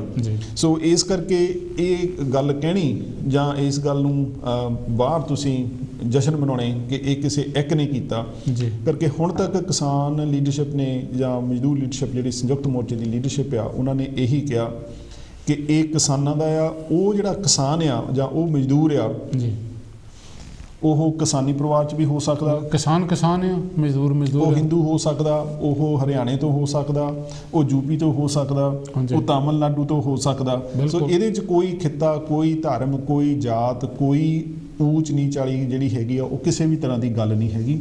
ਇਹ ਸਾਡੇ ਸਾਂਝੇ ਲੋਕਾਂ ਦਾ, ਇਹ ਮਨੁੱਖਤਾ ਦਾ ਸੰਘਰਸ਼ ਸੀਗਾ ਜਿਹੜਾ ਕਿ ਹੈਗਾ ਅਸੀਂ ਇੱਕ। ਇਹ ਮੋਦੀ ਸਰਕਾਰ ਉੱਥੇ ਸਾਨੂੰ ਫਸਾਉਣਾ ਚਾਹੁੰਦੀ ਹਾਂ, ਇਹੀ ਜਿਹੜਾ ਸੀਗਾ ਕਿਸਾਨ ਮੋਰਚੇ ਦੀ ਲੀਡਰਸ਼ਿਪ ਨੇ ਇਹੀ ਕੀਤਾ। ਸ਼ਾਇਦ ਜਿਹੜੀਆਂ ਸਰਕਾਰਾਂ ਹੈਗੀਆਂ ਉਹ ਇਸ ਗੱਲ ਤੋਂ ਹੀ ਡਰਦੀਆਂ ਹੈਗੀਆਂ ਕਿ ਜਿੱਥੇ ਉਹ ਸਾਨੂੰ ਪਾਲਣਾ ਚਾਹੁੰਦੀਆਂ ਸੀ ਤੇ ਸਾਡੇ 'ਚ ਮੁੜ ਕੇ ਅਸੀਂ ਏਕਤਾ ਵੱਲ ਬੈਠ ਰਹੇ ਹਾਂ, ਅਸੀਂ ਜੁੜ ਕੇ ਬੈਠ ਰਹੇ ਹਾਂ, ਅਸੀਂ ਇੱਕ ਦੂਸਰੇ ਨਾਲ ਗੱਲਬਾਤ ਕਰ ਰਹੇ ਹਾਂ, ਅਸੀਂ ਇੱਕ ਦੂਸਰੇ ਦੀਆਂ ਭਾਵਨਾਵਾਂ ਦਾ, ਇੱਕ ਦੂਸਰੇ ਦੇ ਧਰਮਾਂ ਦਾ ਅਸੀਂ ਸਤਿਕਾਰ ਕਰ ਰਹੇ ਹਾਂ। ਸੋ ਇਸੇ ਗੱਲ ਤੋਂ ਸ਼ਾਇਦ ਉਹ ਗੌਰਮੈਂਟ ਜਿਹੜੀ ਹੈਗੀ ਆ ਉਹ ਘਬਰਾਉਂਦੀ ਹੋਵੇ। ਸੋ ਸਾਨੂੰ ਮੁੜ ਕੇ ਉੱਥੇ ਮੁੜ ਕੇ ਨਹੀਂ ਜਾਣਾ ਚਾਹੀਦਾ ਜਿੱਥੋਂ ਅਸੀਂ ਆਪਣਾ ਸਫ਼ਰ ਤੈਅ ਕੀਤਾ ਹੈਗਾ। ਸੋ ਸਾਨੂੰ ਕਿਸਾਨਾਂ ਮਜ਼ਦੂਰਾਂ ਦਾ ਇਹ ਸੰਘਰਸ਼ ਸੀਗਾ ਤੇ ਇਹ ਕਿਸਾਨਾਂ ਮਜ਼ਦੂਰਾਂ ਦਾ ਹੀ ਸੰਘਰਸ਼ ਜਿਹੜਾ ਹੈਗਾ ਉਹ ਰਹਿਣ ਦੇਣਾ ਚਾਹੀਦਾ। ਸੋ ਤੁਹਾਡਾ ਬਹੁਤ ਬਹੁਤ ਧੰਨਵਾਦ ਹੈ ਬਲਵੀਰ ਜੀ। ਤੁਸੀਂ ਇਹ ਖਬਰ ਵੀ ਬੜੀ ਅਹਿਮ ਸੀ ਕਰਕੇ ਇਸ ਖਬਰ ਨੂੰ ਉਡੀਕਦਿਆਂ ਬਹੁਤ ਸਾਰੇ ਲੋਕੀ ਇਸ ਜਹਾਨ ਤੋਂ ਤੁਰ ਗਏ। ਬਹੁਤ ਸਾਰੇ ਜਿਹੜੇ ਸਾਡੇ ਕਿਸਾਨ ਭੈਣ ਭਰਾ ਸੀਗੇ ਉਹ ਰੁਖਸਤ ਹੋ ਗਏ, ਸ਼ਹੀਦ, ਉਹਨਾਂ ਨੇ ਸ਼ਹਾਦਤਾਂ ਪਾਈਆਂ। ਸੋ ਉਹਨਾਂ ਦਾ ਸਤਿਕਾਰ ਕਰਦਿਆਂ ਹੋਇਆਂ ਸਾਨੂੰ ਇਸ ਇੱਦਾਂ ਦੀਆਂ ਗੱਲਾਂ ਤੋਂ ਜਿਨ੍ਹਾਂ ਦਾ ਕੋਈ ਸਿਰ ਪੈਰ ਨਹੀਂ ਹੈਗਾ ਉਹਨਾਂ ਤੋਂ ਜਿਹੜਾ ਹੈਗਾ ਪਰਹੇਜ਼ ਕਰਨਾ, ਜਿਹੜਾ ਸਚੇਤ ਵੀ ਰਹਿਣਾ ਚਾਹੀਦਾ ਔਰ ਪਰਹੇਜ਼ ਵੀ ਕਰਨਾ ਚਾਹੀਦਾ ਹੈ। ਬਲਵੀਰ ਜੀ, ਜਿਹੜੀ ਇੱਕ ਖਬਰ ਕਹਿ ਲਓ ਜਾਂ ਉਹ ਇੱਕ ਪ੍ਰੋਗਰਾਮ ਜਿਹੜਾ ਸੀਗਾ ਉਹ ਚੈਨਲ 4 'ਤੇ ਦਿਖਾਇਆ ਗਿਆ ਸੀਗਾ ਜੀ, ਮੈਂ ਥੋੜ੍ਹੀ ਜਿਹੀ ਉਹਦੇ ਬਾਰੇ ਗੱਲਬਾਤ ਕਰਨੀ ਚਾਹੁੰਦਾ ਜਾਂ ਸਾਡੇ ਦਰਸ਼ਕਾਂ ਨਾਲ ਉਹਦੇ ਬਾਰੇ ਸਾਂਝ ਪਾਉਣੀ ਚਾਹੁੰਦਾ ਹਾਂ ਜੀ। ਉਹ ਬੜਾ ਮਹੱਤਵਪੂਰਨ ਜਿਹੜਾ ਵਿਸ਼ਾ ਸੀਗਾ। ਉਹਦੇ ਵਿੱਚ ਜਿਨ੍ਹਾਂ ਔਰਤਾਂ ਦੇ ਨਾਲ ਇਸ ਮੁਲਕ ਦੇ ਵਿੱਚ ਜਬਰ ਜਨਾਹ ਹੁੰਦਾ ਜਾਂ ਅਸੀਂ ਰੇਪ ਕਹਿ ਲੈਂਦੇ ਹਾਂ, ਬਲਾਤਕਾਰ ਕਹਿੰਦੇ ਹਾਂ, ਉਹ ਹੁੰਦਾ, ਜਾਂ ਸਰੀਰਕ ਤੌਰ 'ਤੇ ਉਹਨਾਂ ਨਾਲ ਕਿਸੇ ਵੀ ਤਰ੍ਹਾਂ ਦੀ ਵਧੀਕੀ ਹੁੰਦੀ ਆ, ਛੇੜਛਾੜ ਹੁੰਦੀ ਆ, ਜਿਹੜੀਆਂ ਜਬਰ ਜਨਾਹ ਤੋਂ ਬਲਾਤਕਾਰ ਤੋਂ ਪੀੜਤ ਔਰਤਾਂ ਸੀਗੀਆਂ ਉਹਨਾਂ ਦੇ ਬਾਰੇ ਇਹ ਡਾਕੂਮੈਂਟਰੀ ਸੀਗੀ। ਉਹ ਇਸ ਮਹੀਨੇ ਦੇ ਸ਼ੁਰੂ ਦੇ ਵਿੱਚ ਮੇਰਾ ਖਿਆਲ ਜੇ ਮੈਨੂੰ ਯਾਦ ਹੋਵੇ ਤਾਂ ਸ਼ਾਇਦ ਇਹ 8 ਨਵੰਬਰ ਦੀ ਗੱਲ ਹੈਗੀ ਆ ਜੀ, ਉਹ ਵਿਖਾਈ ਗਈ ਸੀ। ਹਾਂਜੀ, ਜਿਹਦੇ ਵਿੱਚ ਬਹੁਤ ਸਾਰੀਆਂ ਔਰਤਾਂ ਨੇ, ਖਾਸ ਕਰਕੇ ਜਿਹੜੀਆਂ ਨੌਜਵਾਨ ਮੁਟਿਆਰਾਂ ਸੀਗੀਆਂ, ਉਹਨਾਂ ਨੇ ਇਹ ਗੱਲ ਬਾਰ-ਬਾਰ ਜਿਹੜੀ ਸੀਗੀ ਉਹ ਮੈਂਸ਼ਨ ਕੀਤੀ ਕਿ ਜਦੋਂ ਉਹ ਯੂਨੀਵਰਸਿਟੀ ਪੜ੍ਹਦੇ ਜਾਂਦੇ ਆ ਜਾਂ ਹੋਰਨਾਂ ਕੰਮਾਂ 'ਤੇ ਜਾਂਦੇ ਆ ਅਤੇ ਉਹਨਾਂ ਦੀ ਜਿਹੜੀ ਜਦੋਂ ਕਿਤੇ ਫਰਾਈਡੇ ਨੂੰ ਜਾਂ ਸੈਚਰਡੇ ਨੂੰ ਆਪਣੇ ਦੋਸਤਾਂ ਮਿੱਤਰਾਂ ਨਾਲ ਬਾਹਰ ਜਾਂਦੀਆਂ, ਹਾਂਜੀ, ਅਤੇ ਉਹਨਾਂ ਦੇ ਦੋਸਤਾਂ ਮਿੱਤਰਾਂ ਤੋਂ ਮੇਰਾ ਮਤਲਬ ਇਹ ਹੈ ਕਿ ਜਿਹੜੇ ਉਹਨਾਂ ਨਾਲ ਕੰਮ ਕਰਨ ਵਾਲੇ ਆ, ਉਹਨਾਂ ਦੇ ਨਾਲ ਪੜ੍ਹਨ ਵਾਲੇ ਆ, ਜਦੋਂ ਉਹ ਬਾਹਰ ਜਾਂਦੇ ਆ ਤਾਂ ਉਹਨਾਂ ਦੀ ਜਿਹੜੀ ਡਰਿੰਕ ਆ, ਹਾਂਜੀ, ਜੋ ਵੀ ਉਹ ਪੀ ਰਹੇ ਆ, ਉਹਨਾਂ ਦੇ ਵਿੱਚ ਕੋਈ ਨਸ਼ੀਲੀ ਦਵਾਈ ਜਿਹੜੀ ਹੈਗੀ ਆ ਉਹ ਮਿਕਸ ਕਰ ਦਿੱਤੀ ਜਾਂਦੀ ਹੈ। ਹਾਂਜੀ, ਔਰ ਉਹਦੇ ਤੋਂ ਬਾਅਦ ਉਹਨਾਂ ਨੂੰ ਕੋਈ ਬਹੁਤਾ ਹੋਸ਼ ਨਹੀਂ ਰਹਿੰਦਾ ਔਰ ਉਸੇ ਬੇਹੋਸ਼ੀ ਦੇ ਆਲਮ ਦੇ ਵਿੱਚ ਉਹ ਜਿਹੜਾ ਉਹਨਾਂ ਦੇ ਨਾਲ ਜਿਹੜੀ ਹੈਗੀ ਆ ਉਹ ਵਧੀਕੀ ਹੁੰਦੀ ਆ, ਨਜਾਇਜ਼ ਫਾਇਦਾ ਉਠਾਇਆ ਜਾਂਦਾ ਜੀ। ਔਰ ਇਹਦੇ ਨਾਲੋਂ ਵੀ ਮਾੜੀ ਗੱਲ ਇਹ ਸੀ ਕਿ ਉਹਦੇ ਵਿੱਚ ਇਹਨਾਂ ਸਾਰੀਆਂ ਹੀ ਮੁਟਿਆਰ ਔਰਤਾਂ ਨੇ ਜਾਂ ਦੂਸਰੀਆਂ ਔਰਤਾਂ ਨੇ ਵੀ ਇਹ ਗੱਲ ਨੂੰ ਉਭਾਰਿਆ ਕਿ ਪੁਲਿਸ ਨੇ ਉਹਨਾਂ ਦੇ ਨਾਲ ਜਿਸ ਤਰ੍ਹਾਂ ਦਾ ਵਤੀਰਾ ਕੀਤਾ ਉਹ ਕੋਈ ਬਹੁਤਾ ਵਧੀਆ ਨਹੀਂ ਸੀ ਜੀ। ਔਰ ਉਸ ਤੋਂ ਵੀ ਅੱਗੇ ਕਿ ਜਿਹੜੀਆਂ ਔਰਤਾਂ ਨੇ ਆਪਣਾ ਮਨ ਬਣਾ ਕੇ ਹੌਸਲਾ ਕਰਕੇ ਪੁਲਿਸ ਦੇ ਕੋਲ ਰਿਪੋਰਟ ਵੀ ਕੀਤੀ ਆ, ਜਦੋਂ ਉਹ ਉਹਨਾਂ 'ਤੇ ਕਰਾਊਨ ਪ੍ਰੋਸੀਕਿਊਸ਼ਨ ਜਿਹੜੀ ਸੰਸਥਾ ਦੋਸ਼ੀ ਦੇ ਵਿਰੁੱਧ ਜਾਂ ਮੁਲਜ਼ਮ ਦੇ ਵਿਰੁੱਧ ਕੇਸ ਚਲਾਉਂਦੀ ਆ, ਉਹਨਾਂ ਨੇ ਵੀ ਆਪਣੀਆਂ ਕੁਛ ਸਟਾਫ ਦੀ ਘਾਟ ਕਾਰਨ ਕਰਕੇ ਜਾਂ ਹੋਰਨਾਂ ਮਜਬੂਰੀਆਂ ਕਾਰਨ ਕਰਕੇ ਉਹਨਾਂ ਦਾ ਜਿਹੜਾ ਕੇਸ ਆ ਉਹਨਾਂ ਨੂੰ ਵਧੀਆ ਢੰਗ ਦੇ ਨਾਲ ਹੈਂਡਲ ਨਹੀਂ ਕੀਤਾ ਜੀ। ਸੋ ਅਗਰ ਬਲਬੀਰ ਜੀ ਆਪਾਂ ਇਹਦੇ ਬਾਰੇ ਗੱਲ ਕਰੀਏ ਕਿ ਸਾਡੇ ਭਾਈਚਾਰੇ ਦੇ ਵਿੱਚ ਵੀ ਜਿਹੜਾ ਹੈਗਾ ਉਹ ਇੱਦਾਂ ਦੀਆਂ ਮੁਸ਼ਕਲਾਂ ਜ਼ਰੂਰ ਹੋਣਗੀਆਂ। ਹਾਂਜੀ, ਸਾਡੀਆਂ ਮਾਵਾਂ ਭੈਣਾਂ ਬੇਟੀਆਂ ਜਦੋਂ ਬਾਹਰ ਜਾਂਦੀਆਂ, ਹੋ ਸਕਦਾ ਉਹਨਾਂ ਦੇ ਨਾਲ ਵੀ ਕਿਸੇ ਨੂੰ ਕਿਸੇ ਵੇਲੇ ਕੋਈ ਵਧੀਕੀ ਜਿਹੜੀ ਹੈਗੀ ਆ ਉਹ ਹੁੰਦੀ ਆ ਜਾਂ ਜ਼ਰੂਰ ਹੁੰਦੀ ਹੋਊਗੀ ਜੀ। ਸੋ ਤੁਹਾਡਾ ਤਜਰਬਾ ਇਹਦੇ ਬਾਰੇ ਕੀ ਕਹਿੰਦਾ ਹੈਗਾ? ਤੁਹਾਡਾ ਕੀ ਐਕਸਪੀਰੀਅੰਸ ਹੈਗਾ ਕਰਕੇ ਤੁਸੀਂ ਪੁਲਿਸ ਦੇ ਨਾਲ ਜਿਹੜਾ ਹੈਗਾ ਉਹ ਅਕਸਰ ਕੰਮ ਕਰਦੇ ਹੈਗੇ ਆ ਜੀ। ਸੋ ਅਗਰ ਤੁਸੀਂ ਸ਼ੇਅਰ ਕਰੋ ਕਿ ਜਿਹੜਾ ਹੈਗਾ ਉਹ ਆਮ ਸਮੱਸਿਆ ਜਿਹੜੀ ਆ ਉਹ ਕੀ ਆਉਂਦੀ ਆ ਜਾਂ ਕਿਹਨਾਂ ਗੱਲਾਂ 'ਤੇ ਉਹਨਾਂ ਔਰਤਾਂ ਨੂੰ ਜਿਹੜਾ ਹੈਗਾ ਉਹ ਮੁੜ ਕੇ ਕਸ਼ਟ ਝੱਲਣਾ ਪੈਂਦਾ ਜੀ। ਇਹ ਨਵਦੀਪ ਜੀ, ਇਹ ਬਹੁਤ ਹੀ ਗੰਭੀਰ ਸਮੱਸਿਆ ਜੀ। ਅੱਜ ਕੱਲ੍ਹ ਜਿੱਦਾਂ ਅਸੀਂ ਦੇਖਦੇ ਹੈਗੇ ਆ ਕਿ ਜਿਹੜੇ ਯੰਗਸਟਰਸ ਹੈਗੇ ਆ, ਹਾਂਜੀ, ਮੁੰਡੇ ਵੀ ਅਤੇ ਕੁੜੀਆਂ ਵੀ ਜੀ, ਅਕਸਰ ਹੀ ਉਹ ਜਦੋਂ ਯੂਨੀਵਰਸਿਟੀਆਂ ਦੇ ਵਿੱਚ ਜਾਂਦੇ ਆ, ਕਾਲਜਾਂ ਦੇ ਵਿੱਚ, ਸਕੂਲਾਂ ਦੇ ਵਿੱਚ ਉਹ ਪੜ੍ਹਦੇ ਆ ਜੀ, ਅਤੇ ਉੱਥੇ ਜਿਹੜੇ ਹੈਗੇ ਆ ਡਰੱਗਸ ਦੀ, ਜਿਨ੍ਹਾਂ ਦੇ ਵਿੱਚ ਜਿਹੜੇ ਹਾਰਡ ਡਰੱਗਸ ਹੈਗੇ ਆ, ਹਾਂਜੀ, ਅਤੇ ਜਿਹੜੀ ਸ਼ਰਾਬ ਦੀ ਵਰਤੋਂ ਹੁੰਦੀ ਆ ਜੀ। ਅਤੇ ਜਿਸ ਵੇਲੇ ਉਹ ਜ਼ਿਆਦਾ ਮਾਤਰਾ ਦੇ ਵਿੱਚ ਇਹਨਾਂ ਡਰੱਗਸ ਦੀ ਜਿਹੜੀ ਹੈਗੀ ਉਹ ਵਰਤੋਂ ਹੁੰਦੀ ਆ, ਹਾਂਜੀ, ਤਾਂ ਓਬਵੀਅਸਲੀ ਉਹਦੇ ਦੁਰਪ੍ਰਭਾਵ ਪੈਂਦੇ ਆ, ਉਹਦੇ ਬੁਰੇ ਅਸਰ ਪੈਂਦੇ ਆ। ਅਤੇ ਜਿਸ ਵੇਲੇ ਬੰਦਾ ਉਹ ਨਸ਼ੇ ਦੇ ਪ੍ਰਭਾਵ ਦੇ ਥੱਲੇ ਹੁੰਦਾ ਤਾਂ ਫਿਰ ਉਹ ਆਪਣਾ ਜਿਹੜਾ ਕੰਟਰੋਲ ਦੇ ਵਿੱਚ ਨਹੀਂ, ਉਹਦੇ ਗੱਲਬਾਤ ਰਹਿੰਦੀ ਜੀ। ਅਤੇ ਇੱਕ ਇਹ ਵੀ ਜਿਸ ਤਰ੍ਹਾਂ ਆਪਾਂ ਸਾਰੇ ਜਾਣਦੇ ਹਾਂ ਕਿ ਆਪਣੇ ਸਮਾਜ ਦੇ ਵਿੱਚ ਜੇ ਤਾਂ ਜਿਹੜਾ ਤਾਂ ਮੁੰਡਾ ਹੁੰਦਾ ਅਤੇ ਜੇ ਤਾਂ ਉਹ ਜੋ ਕੁਝ ਵੀ ਬਾਹਰ ਕਰਦਾ ਹੈਗਾ ਅਤੇ ਉਹ ਤਾਂ ਠੀਕ ਹੈਗੇ ਆ, ਜਿਹੜੀਆਂ ਲੜਕੀਆਂ ਹੁੰਦੀਆਂ ਉਹਨਾਂ ਦੇ ਉੱਤੇ ਬਹੁਤ ਸਾਰੀਆਂ ਪਾਬੰਦੀਆਂ ਹੁੰਦੀਆਂ ਜੀ। ਅਤੇ ਜਿਸ ਵੇਲੇ ਉਹ ਸ਼ਰਾਬ ਲੜਕੀਆਂ ਵੀ ਪੀਂਦੀਆਂ, ਮੁੰਡੇ ਵੀ ਪੀਂਦੇ, ਲੜਕੇ ਵੀ ਪੀਂਦੇ ਆ ਜੀ, ਅਤੇ ਉਹਦੇ ਜਿਹੜੇ ਅਸਰ ਹੈਗੇ ਆ, ਇੱਕ ਤਾਂ ਜਿਹੜਾ ਸ਼ਰਾਬ ਦੇ ਅਸਰ ਹੁੰਦੇ ਆ, ਦੂਸਰੇ ਪਾਸੇ ਜਿੱਦਾਂ ਤੁਸੀਂ ਕਿਹਾ ਕਿ ਜਿਹੜੇ ਉਹਨਾਂ ਦੀ ਜਿਸ ਤਰ੍ਹਾਂ ਸੈਕਸ਼ੂਅਲ ਹਰਾਸਮੈਂਟ, ਹਾਂਜੀ, ਅਤੇ ਉਹਨਾਂ ਦਾ ਜਿਹੜਾ ਉਹ ਸ਼ੋਸ਼ਣ ਹੁੰਦਾ ਜੀ, ਸੈਕਸ਼ੂਅਲ ਤੌਰ 'ਤੇ ਜਿਹੜਾ ਉਹਨਾਂ ਦਾ ਸ਼ੋਸ਼ਣ ਹੁੰਦਾ ਜੀ, ਅਤੇ ਉਹ ਵੀ ਇਹਦਾ ਹੀ ਸਿੱਟਾ ਉਹ ਕਰਕੇ ਹੁੰਦਾ ਜੀ। ਤੇ ਦੂਸਰੇ ਪਾਸੇ ਜਿਸ ਵੇਲੇ ਇਹ ਜਿਹੜੀ ਮੁੱਦਾ ਹੈਗਾ ਇਹ ਪੁਲਿਸ ਦੇ ਕੋਲ ਜਾਂਦਾ ਤੇ ਕਈ ਵਾਰੀ ਤਾਂ ਇਦਾਂ ਵੀ ਹੁੰਦਾ ਕਿ ਬਹੁਤ ਸਾਰੀਆਂ ਜਿਹੜੀਆਂ ਲੜਕੀਆਂ ਹੁੰਦੀਆਂ ਜਾਂ ਉਹ ਲੈਂਗੁਏਜ ਦੀ ਕਮੀ ਦੇ ਕਰਕੇ ਵੀ ਜਿਹੜੀ ਹੈਗੀ ਉਹ ਆਪਣਾ ਐਕਸਪ੍ਰੈਸ ਨਹੀਂ ਕਰ ਸਕਦੇ ਜੀ, ਤੇ ਕੁਝ ਜਿਹੜਾ ਹੈਗਾ ਕਲਚਰਲ ਡਿਫਰੈਂਸਿਸ ਦੇ ਕਰਕੇ ਵੀ ਜੀ ਉਹ ਪੂਰੀ ਗੱਲ ਨਹੀਂ ਕਰ ਸਕਦੇ ਹੁੰਦੇ, ਚੰਗੀ ਤਰ੍ਹਾਂ ਐਕਸਪਲੇਨ ਨਹੀਂ ਕਰ ਸਕਦੇ ਹੁੰਦੇ। ਬਲਬੀਰ ਜੀ, ਮੈਂ ਤੁਹਾਨੂੰ ਇੱਕ ਮਿੰਟ ਲਈ ਰੋਕਣਾ ਚਾਹੁੰਦਾ ਜੀ, ਉਹ ਇਹ ਗੱਲ ਕਿ ਜਦੋਂ ਤੁਸੀਂ ਜਿਹੜਾ ਸ਼ਬਦ ਵਰਤਿਆ ਕਲਚਰਲ ਡਿਫਰੈਂਸਿਸ, ਹਾਂਜੀ, ਕਿ ਜਿਹੜੇ ਸੱਭਿਆਚਾਰਕ ਸਾਡੇ ਵਖਰੇਵੇਂ ਹੈਗੇ ਆ, ਹਾਂਜੀ, ਮੇਰਾ ਖਿਆਲ ਤੁਹਾਡਾ ਇਸ਼ਾਰਾ ਇਹਦੇ ਬਾਰੇ ਸੀਗਾ, ਸੱਭਿਆਚਾਰਕ ਵਖਰੇਵਿਆਂ ਵੱਲ। ਔਰ ਤੁਸੀਂ ਇਹਨੂੰ ਮਾੜਾ ਜਿਹਾ ਖੋਲ ਕੇ ਦੱਸੋਗੇ ਕਿ ਇਹਦੇ ਤੋਂ ਤੁਹਾਡਾ ਕੀ ਮਤਲਬ ਹੈ ਕਿ ਜਿਹੜੇ ਹੈਗੇ ਕਲਚਰਲ ਡਿਫਰੈਂਸਿਸ ਹੈਗੇ ਆ, ਉਹ ਕੀ ਹੈਗੇ ਆ ਜੀ। ਜਿਸ ਤਰ੍ਹਾਂ ਆਪਾਂ ਨਵਦੀਪ ਜੀ ਸਾਰੇ ਜਾਣਦੇ ਹੀ ਹਾਂ ਕਿ ਹੁਣ ਕਾਫੀ ਹੱਦ ਤੱਕ ਜਿਹੜੀ ਹੈਗੀ ਇਹਦੇ ਵਿੱਚ ਤਬਦੀਲੀ ਵੀ ਆਈ ਹੈਗੀ ਆ ਜੀ। ਫਿਰ ਵੀ ਜਿਸ ਤਰ੍ਹਾਂ ਮੈਂ ਪਹਿਲਾਂ ਜ਼ਿਕਰ ਕੀਤਾ ਕਿ ਇੱਦਾਂ ਪਾਇਆ ਜਾਂਦਾ ਕਿ ਜਿਹੜੇ ਲੜਕੇ ਹੈਗੇ ਆ ਉਹ ਤਾਂ ਅੰਦਰ ਬਾਹਰ ਪੂਰੀ ਖੁੱਲ੍ਹ ਦੇ ਨਾਲ ਆ ਜਾ ਸਕਦੇ ਆ ਜੀ, ਤੇ ਉਹ ਨਸ਼ੇ ਵੀ ਕਰਦੇ ਆ, ਤੇ ਲੇਕਿਨ ਜਿਸ ਵੇਲੇ ਲੜਕੀਆਂ ਦੀ ਗੱਲ ਹੁੰਦੀ ਆ, ਖਾਸ ਕਰਕੇ ਜਦੋਂ ਲੜਕੀਆਂ ਦੇ ਵਿਆਹ ਹੁੰਦੇ ਆ ਤਾਂ ਉੱਥੇ ਤਾਂ ਅਸੀਂ ਦੇਖਦੇ ਹੈਗੇ ਆ ਕਿ ਲੜਕੀ ਦੇ ਵਿੱਚ ਆਹ ਗੁਣ ਹੋਣੇ ਚਾਹੀਦੇ, ਇੰਨੀ ਪੜ੍ਹੀ ਲਿਖੀ ਹੋਣੀ ਚਾਹੀਦੀ ਆ, ਆਹ ਨਾ ਕਰਦੀ ਹੋਵੇ, ਉਹ ਨਾ ਕਰਦੀ ਹੋਵੇ, ਤੇ ਲੇਕਿਨ ਜਿਹੜਾ ਲੜਕਾ ਹੈਗਾ ਉਹਦੇ ਬਾਰੇ ਕੋਈ ਨਹੀਂ ਦੇਖਦਾ, ਕੋਈ ਨਹੀਂ ਪੁੱਛਦਾ ਹੈਗਾ।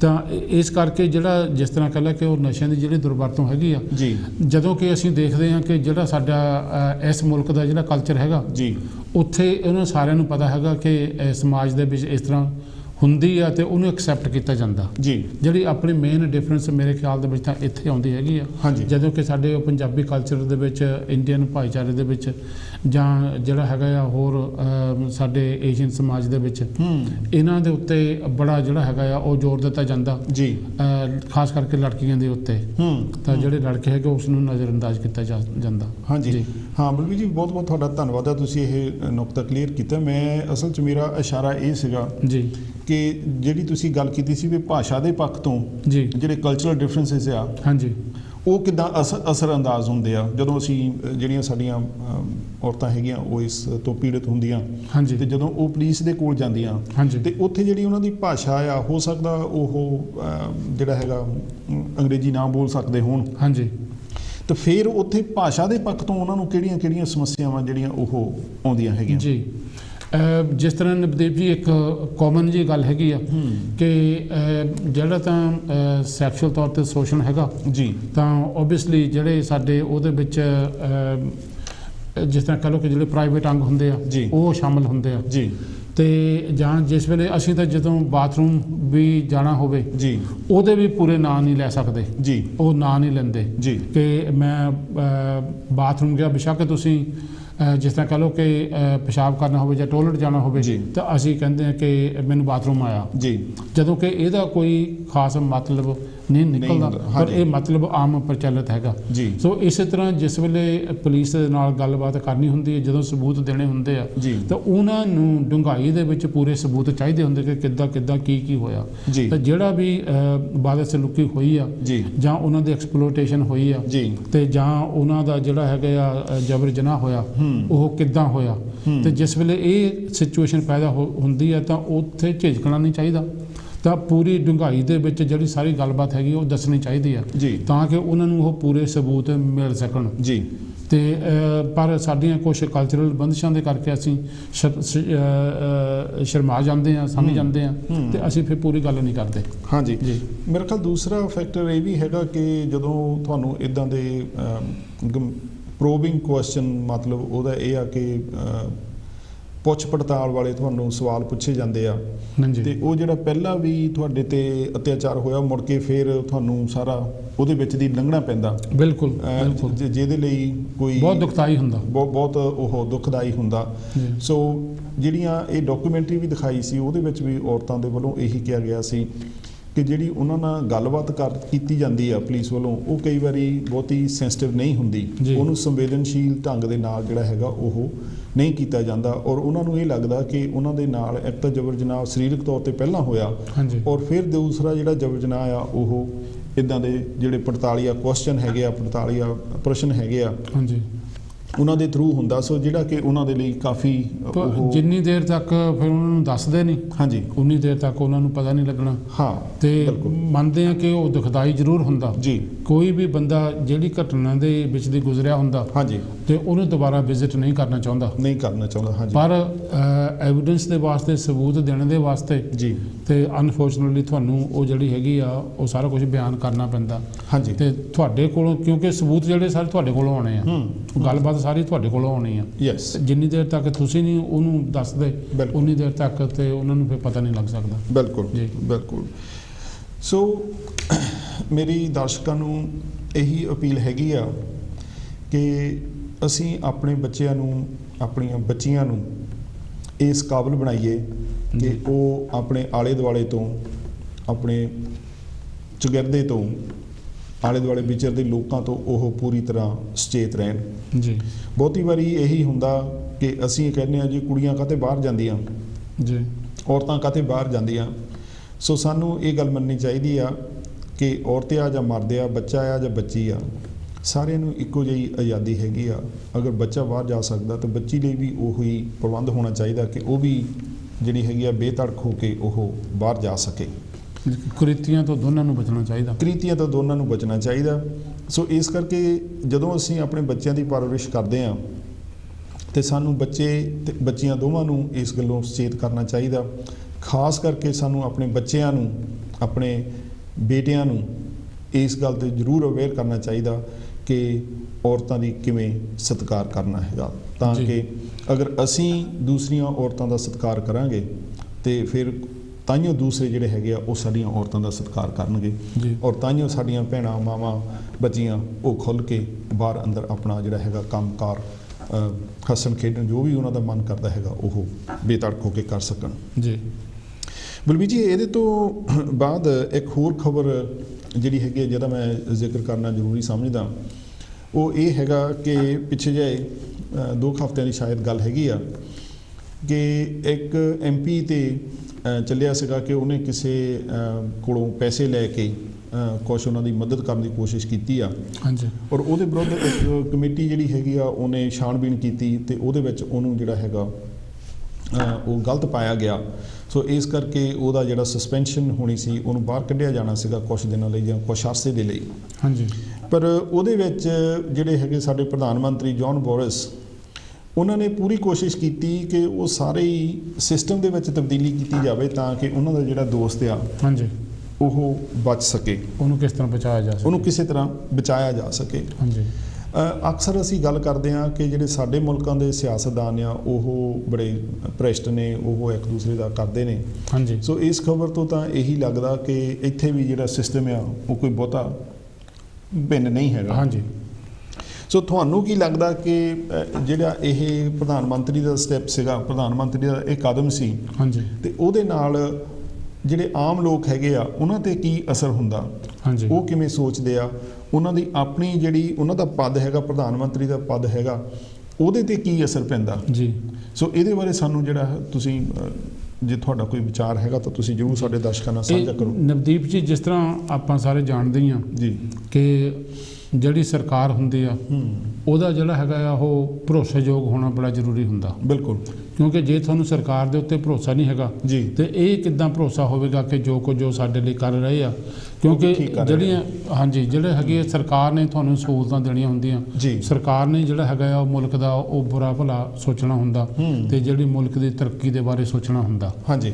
ਤੇ ਜੇ ਫਿਰ ਜਿਹੜੀ ਹੈਗੀ ਉਹ ਸਰਕਾਰ ਹੀ ਕਵਰ ਅਪ ਕਰ ਰਹੀ ਆ ਤੇ ਖਾਸ ਕਰਕੇ ਜਿਹੜਾ ਪ੍ਰਧਾਨ ਮੰਤਰੀ ਮੂਹਰੇ ਹੋ ਕੇ ਜਿਸ ਤਰ੍ਹਾਂ ਕਿ ਇਹ ਸਾਡੇ ਪ੍ਰਧਾਨ ਮੰਤਰੀ ਨੇ ਕੀਤਾ ਹੀ ਆ ਜੀ, ਤਾਂ ਫਿਰ ਜਿਹੜਾ ਹੈਗਾ ਕਿ ਉਹਦਾ ਤਾਂ ਫਿਰ ਜਿੱਦਾਂ ਕਹਿੰਦੇ ਹੁੰਦੇ ਕੋਈ ਟਿਕਾਣਾ ਨਹੀਂ ਹੈਗਾ, ਤਾਂ ਨਾ ਤਾਂ ਫਿਰ ਉਹਨਾਂ ਦੇ ਉੱਤੇ ਭਰੋਸਾ ਹੀ ਕੀਤਾ ਜਾ ਸਕਦਾ ਬਿਲਕੁਲ, ਤਾਂ ਉਹਨਾਂ ਦੀ ਜਿਹੜੀ ਸਾਰੀ ਕ੍ਰੈਡੀਬਿਲਿਟੀ ਹੈਗੀ ਆ ਉਹ ਲੂਜ਼ ਹੋ ਜਾਂਦੀ ਆ ਜੀ। ਤੇ ਜਦੋਂ ਕਿ ਸਰਕਾਰ ਦਾ ਕ੍ਰੈਡੀਬਲ ਹੋਣਾ ਬੜਾ ਜ਼ਰੂਰੀ ਆ। ਇਹ ਕ੍ਰੈਡੀਬਲ ਕੀ ਹੁੰਦਾ ਜੀ? ਇਹ ਕ੍ਰੈਡੀਬਲ ਭਰੋਸੇਯੋਗਤਾ ਹੋ ਗਈ ਜੀ ਹਾਂਜੀ, ਠੀਕ ਹੈ, ਕਿਉਂਕਿ ਜਦੋਂ ਭਰੋਸਾ ਹੀ ਨਹੀਂ ਰਹਿੰਦਾ ਉਹਨਾਂ ਦੇ ਉੱਤੇ ਬਿਲਕੁਲ, ਤਾਂ ਸੋ ਭਰੋਸਾ ਹੋਣਾ ਬੜਾ ਜ਼ਰੂਰੀ ਹੈਗਾ ਬਿਲਕੁਲ। ਤੇ ਇਹ ਉਹਨਾਂ ਦਾ ਜਿਹੜਾ ਹੈਗਾ ਆ ਮੇਰੇ ਖਿਆਲ ਦੇ ਵਿੱਚ ਬੜਾ ਗਲਤ ਉਹ ਕਦਮ ਸੀਗਾ ਹਾਂਜੀ, ਤੇ ਇਸ ਤਰ੍ਹਾਂ ਨਹੀਂ ਹੋਣਾ ਚਾਹੀਦਾ, ਕਿਉਂਕਿ ਸਰਕਾਰਾਂ ਜੇ ਇਸ ਤਰ੍ਹਾਂ ਕਰਨ ਲੱਗੀਆਂ ਤਾਂ ਫਿਰ ਜਿਹੜੇ ਹੈਗੇ ਆ ਬਾਕੀ ਉਹ ਹੋਰ ਅਦਾਰਿਆਂ ਦਾ ਕੀ ਬਣੂਗਾ।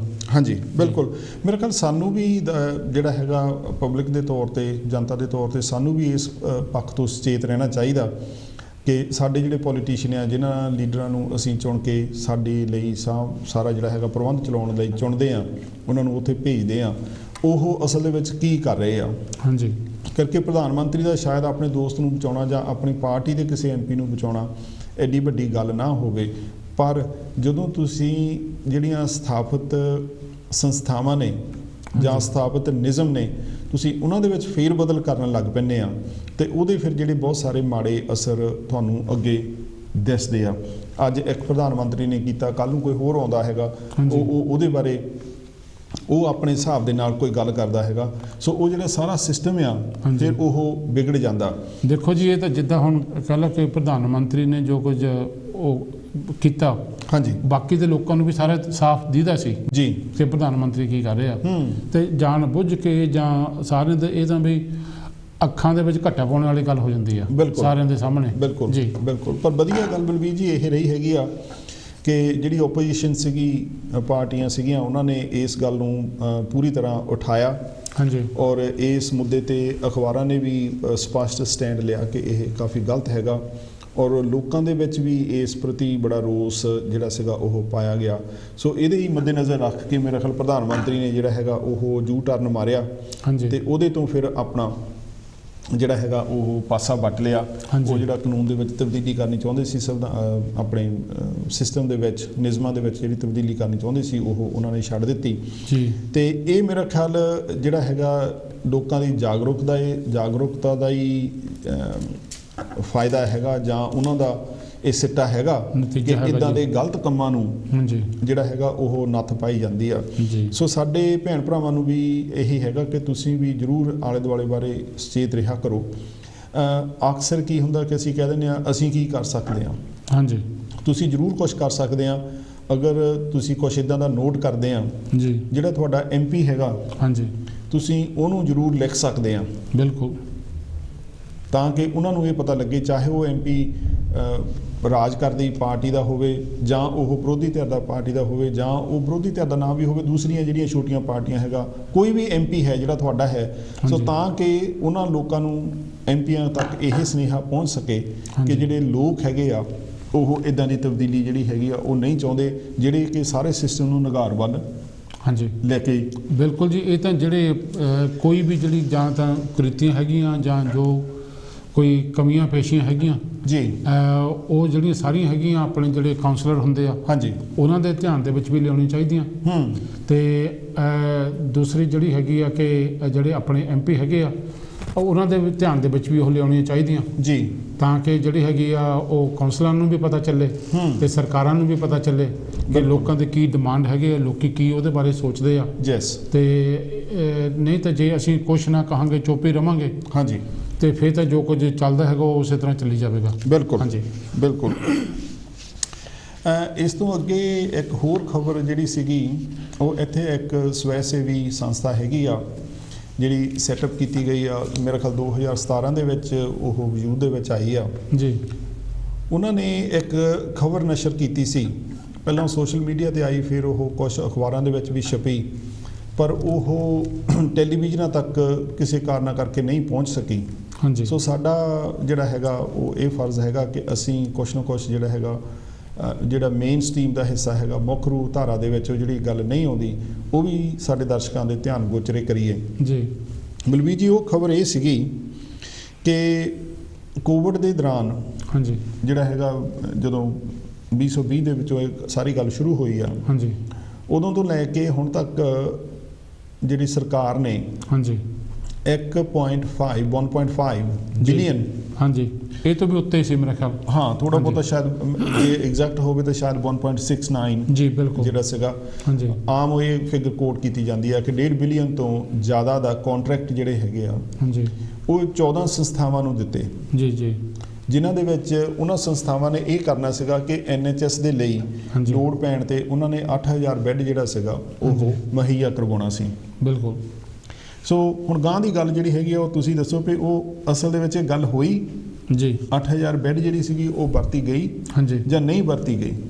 ਜਿੱਥੇ ਤੱਕ ਮੈਂ ਪੜ੍ਹਿਆ ਨਵਦੀਪ ਜੀ ਕਿ ਉਹਨਾਂ ਦੇ ਵਿੱਚੋਂ 78 ਹਾਂਜੀ ਜਿਹੜੀ ਰਿਪੋਰਟ ਮੈਂ ਪੜ੍ਹੀ ਆ ਉਹ ਵਰਤੀਆਂ ਗਈਆਂ ਤੇ ਉਹ ਤਕਰੀਬਨ 0.8% ਜੀ 1% ਤੋਂ ਵੀ ਘੱਟ ਕਹਿ ਲਓ, ਉਹ 1% ਤੋਂ ਵੀ ਘੱਟ ਕਹਿ ਲਈਏ ਜੀ, ਉਹ ਜਿਹੜੀ ਹੈਗੀ ਆ ਬਣਦੀ ਆ। ਤੇ ਸੋ ਇਸ ਤਰ੍ਹਾਂ ਦਾ ਜਿਹੜਾ ਕਿ ਆਪਾਂ ਇਹਨੂੰ ਘੁਟਾਲਾ ਹੀ ਕਹਿ ਸਕਦੇ ਹਾਂ।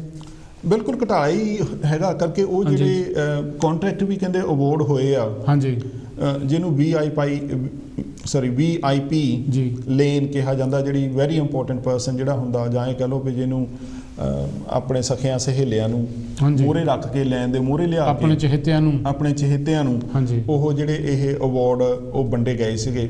ਸੋ ਮੇਰੇ ਕਹਿਣ ਦਾ ਮਤਲਬ ਸਾਡਾ ਇਹੀ ਆ ਕਿ ਸਾਨੂੰ ਇਸ ਗੱਲ ਦਾ ਵੀ ਧਿਆਨ ਰੱਖਣਾ ਚਾਹੀਦਾ ਕਿ ਜਿਹੜੀਆਂ ਸਰਕਾਰਾਂ ਨੂੰ, ਜਿਨ੍ਹਾਂ ਲੋਕਾਂ ਨੂੰ ਅਸੀਂ ਚੁਣ ਕੇ ਭੇਜਿਆ ਸਾਡੇ ਪੈਸਿਆਂ ਦੀ ਸਹੀ ਵਰਤੋਂ ਕਰਨ ਦੇ ਲਈ, ਉਹਨੂੰ ਸਹੀ ਥਾਵਾਂ ਤੇ ਲਾਉਣ ਦੇ ਲਈ, ਕਿ ਉਹ ਅਜਿਹਾ ਕਰ ਰਹੇ ਆ ਜਾਂ ਨਹੀਂ ਕਰ ਰਹੇ। ਬਿਲਕੁਲ, ਕਰਕੇ ਮੇਰੇ ਲਈ ਇਹ ਜਿਹੜੀ ਖਬਰ ਸੀਗੀ ਉਹ ਕਾਫੀ ਗੰਭੀਰ ਹੈਗੀ ਆ।